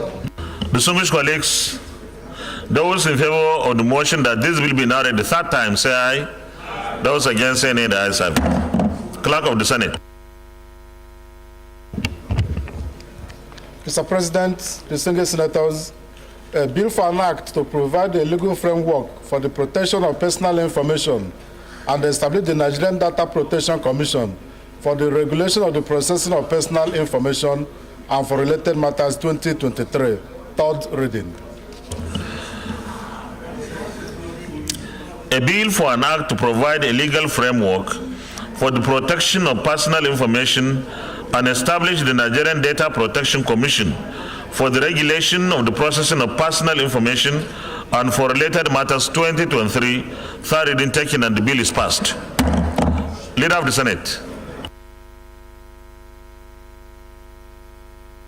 Mr. President, distinguished colleagues, the ninth order of the day is the presentation and consideration of the report of the Committee on Solid Minerals, Mines, Steel Development, and Metallurgy on the Explosives Act, Cap 833, LFN 2004, Repeal and Reenactment Bill 2023, SB 749.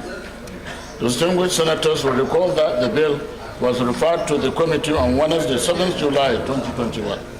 Mr. President, you may wish to invite Senator Almakura Umaru Tanku, Chairman of the committee, to move the motion for the presentation and consideration of the report.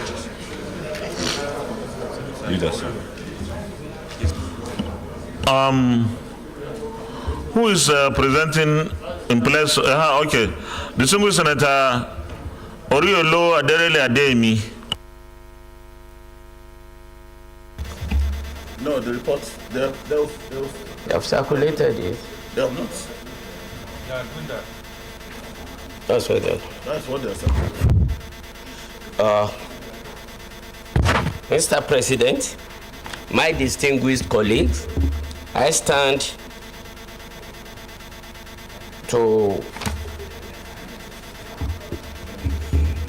move that this Senate graciously receive and consider the report of the Committee on Solid Minerals, Mines, Steel Development and Metallurgy Explosive Act, Cap E33, LFN 2004, repeal and reenact Bill 2023 SB 749.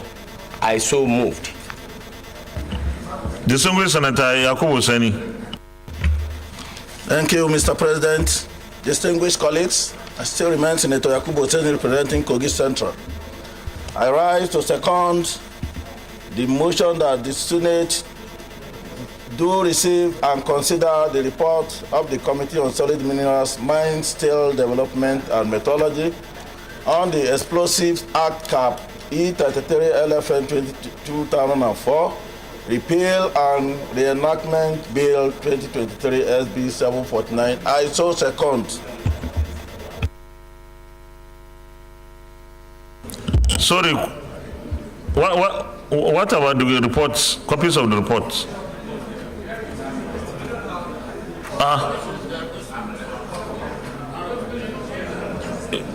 They said they shared, only, maybe Bella doesn't have. Senator Mandia, give a copy to Senator Mandia.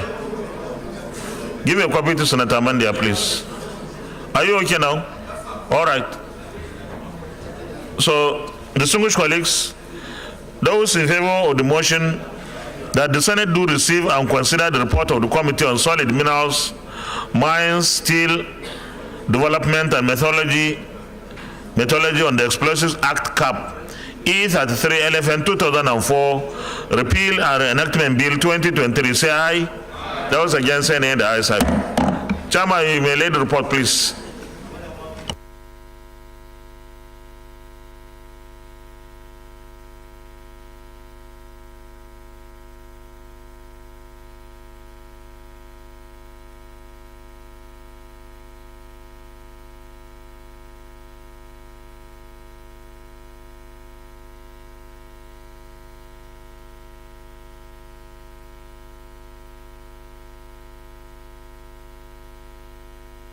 Chairman, we are waiting for you. Don't mind him.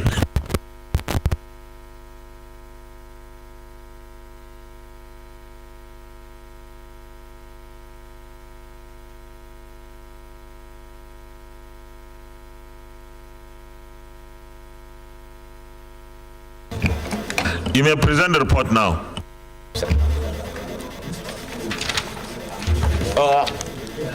Give us an abridged presentation, please.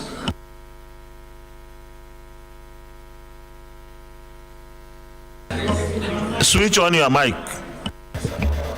Oh, sorry. Mr. President, this is an executive bill. The leader of the Senate presented the second reading on Wednesday, 17th July 2021 of the Explosive Act number 341967 Cap E18 LFN 2001 repeal and reenactment Bill 2021 SB 749. The second time, and the referred same to this committee for further legislative action in a letter dated 13th July 2021. During the debates at the second reading of the bill, distinguished senators observed that explosives used in mining are chemical compounds or mixtures that react at excessive speed.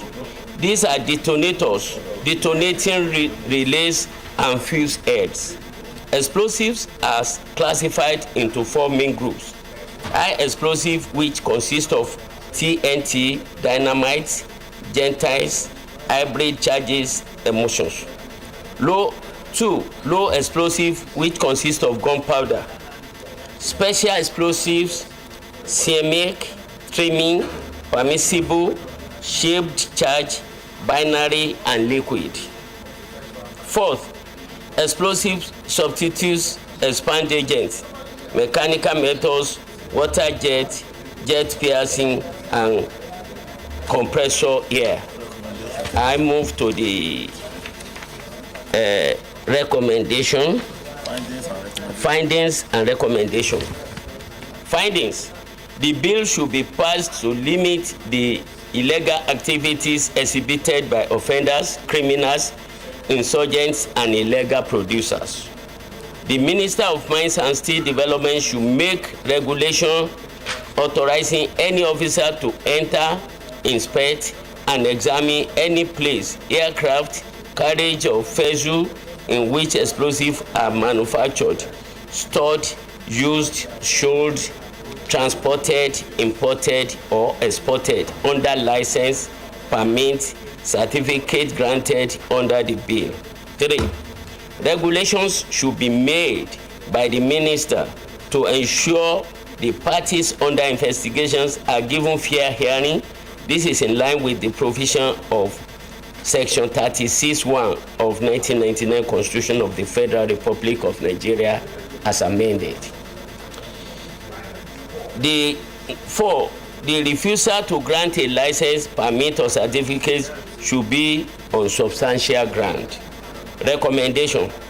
In view of the foregoing, the committee to which the bill was referred hereby recommend that this bill, Explosive Act number 341967 cap E18 LFN 2004, repeal and reenactment bill 2021 SB 749 be read the third time and passed by this Senate. Conclusion. Finally, Mr. President, on behalf of my distinguished colleagues in this committee, we want to thank you and the Senate for the opportunity given to us to serve. Mr. President, my distinguished colleagues, I so moved. Any comments? Leader, Committee of the Whole, please. Distinguished colleagues, I move that the Senate resolve into Committee of the Whole to consider the bill. The Minority Leader.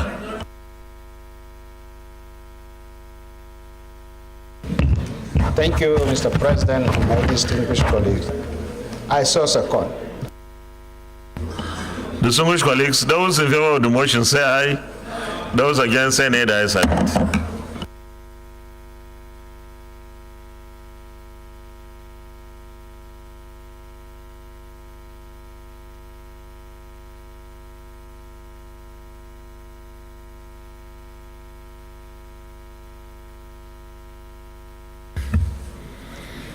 Those in favor of clause 1 to 5 stand part of the bill say aye.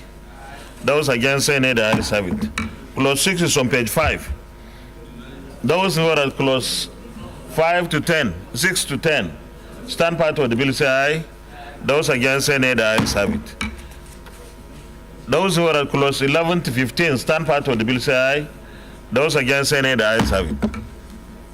Those in favor of clause 16 to 20 stand part of the bill say aye. Those against say nay. The ayes have it. Those who are clause 21 to 23 stand part of the bill say aye. Those against say nay. The ayes have it. Those who are the interpretation on page 16 stands part of the bill say aye. Those against say nay. The ayes have it. Those who are the short title on page 18 stands part of the bill say aye. Those against say nay. The ayes have it. Those who are the long title on page 1 stands part of the bill say aye. Those against say nay. The ayes have it. Leader of the Senate. Mr. President, distinguished colleagues, I move that the Senate revert to plenary for the chair to report progress.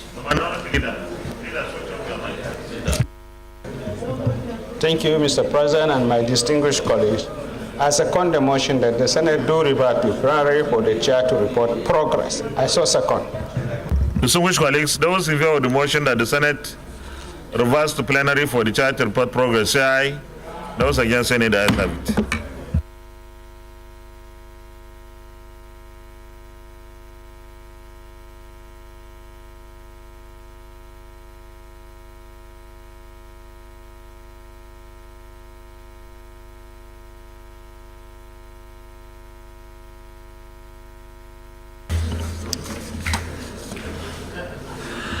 The Senate, in the Committee of the Whole, considered the report of the Committee on solid minerals, mines, steel development, and metallurgy on the Explosives Act, Cap E33 LFN 2004, Repeal and Reenactment Bill 2023, and approved as follows. Long title as recommended, Clause 1 to 23 as recommended, interpretation as recommended, short title as recommended. Is this a true reflection of what transpired in the Committee of the Whole? Thank you. Leader, third reading. Mr. President, distinguished colleagues, I move that this bill be read the third time. As so moved. The Minority Leader. Thank you, Mr. President, and my distinguished colleagues. I second the motion that this bill be read for the third time. I so second. Distinguished colleagues, those in favor of the motion that this bill be now read the third time, say aye. Those against, say nay. The ayes have it. The clerk of the Senate. Mr. President, distinguished senators, a bill for an act to repeal the Explosives Act number 34, 1967, Cap E18, Laws of the Federation of Nigeria 2004, and reenact Explosives Bill 2023 to make comprehensive provisions for the use and control of explosives and for other connected matters 2023. Third reading. A bill for an act to repeal the Explosive Act number 34, 1967, Cap E18, Laws of the Federation of Nigeria 2004, and reenact Explosive Bill 2023 to make comprehensive provisions for the use and control of explosives and for other connected matters therein, 2023. Third reading taken, and the bill is passed. Leader of the Senate, the other Senator Ifeanyi. Mr. President, distinguished colleagues, the 10th order of the day is the second reading of the National Institute for Security and Strategic Studies, Orumba, Anambra State Establishment Bill 2023 SB 235. Distinguished senators will recall that the bill was read the first time in this chamber on Wednesday, 27th November 2019. Mr. President, you may wish to invite Senator Uba Ifeanyi Petri to move the motion for the bill to be read a second time. Minorities, please. Distinguished Senator Ifeanyi Uba. Thank you, Mr. President. Distinguished colleagues, a bill for the establishment of the National Institute of Security Studies, Orumba South, Anambra State. Mr. President, distinguished colleagues, it gives me satisfaction and joy to lead the debate on this bill for the establishment of the National Institute of Security Studies, Orumba South, Anambra State. The bill was read for the first time in these House chambers on Wednesday, 27 November 2019. The Institute, when established, will conceptualize, inform, and enhance the debate on human security in Nigeria in order to support policy formulation and decision-making at every level. It will work towards a stable and peaceful Nigeria characterized by sustainable development, human rights, and the rule of law, democracy, and collaborative security. Furthermore, Mr. President, the Institute will aim at fostering such values among its academia, undergraduates, and graduate scholars, and ensuring a place of pride in our teeming youth in the world of learning.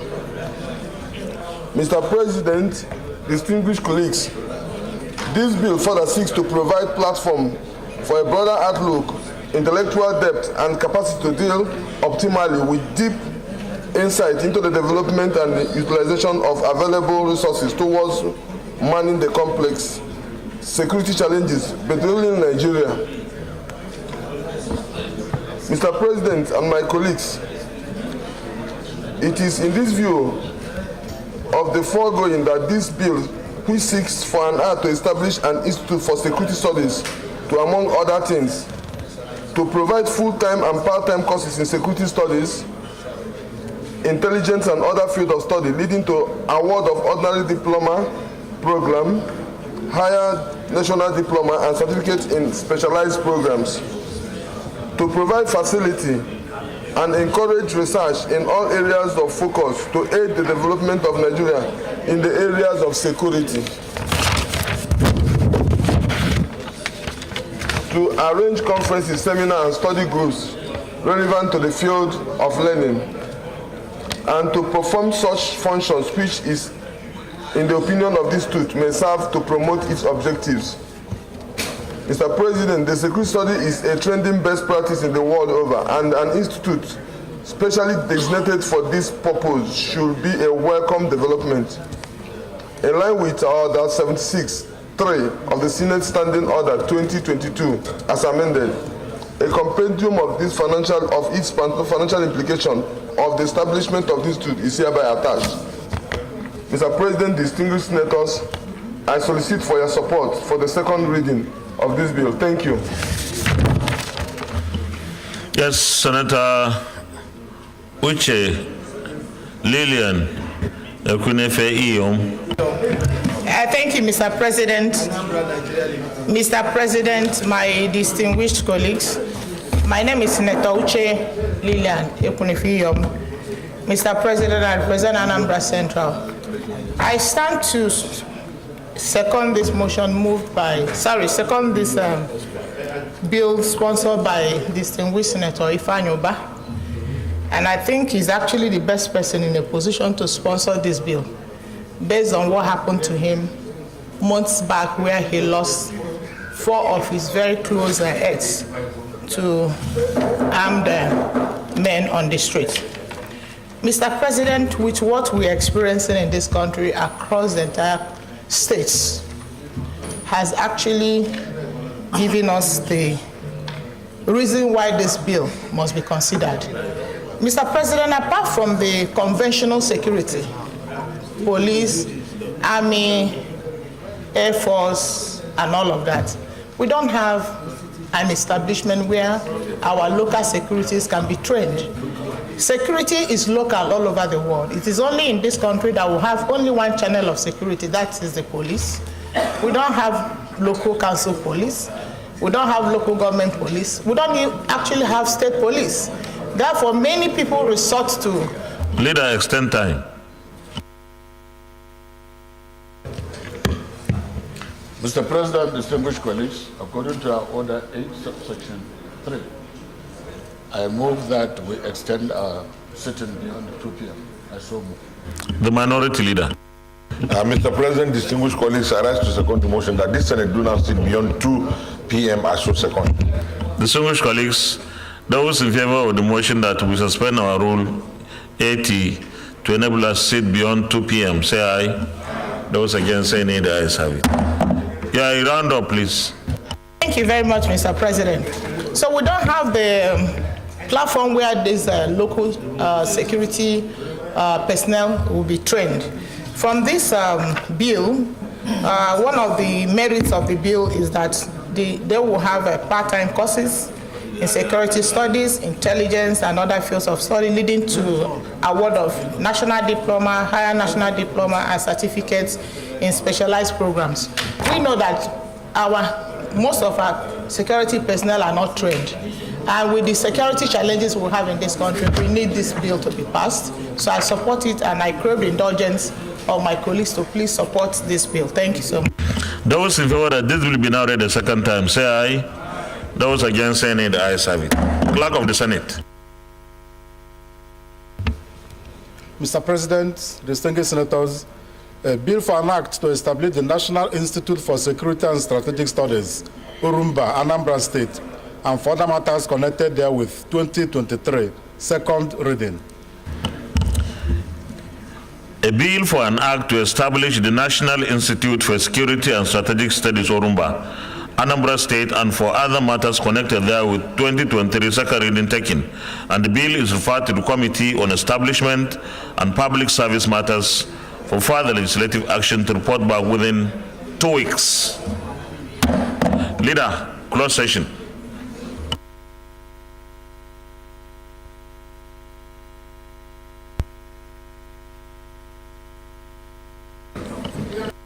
Close session.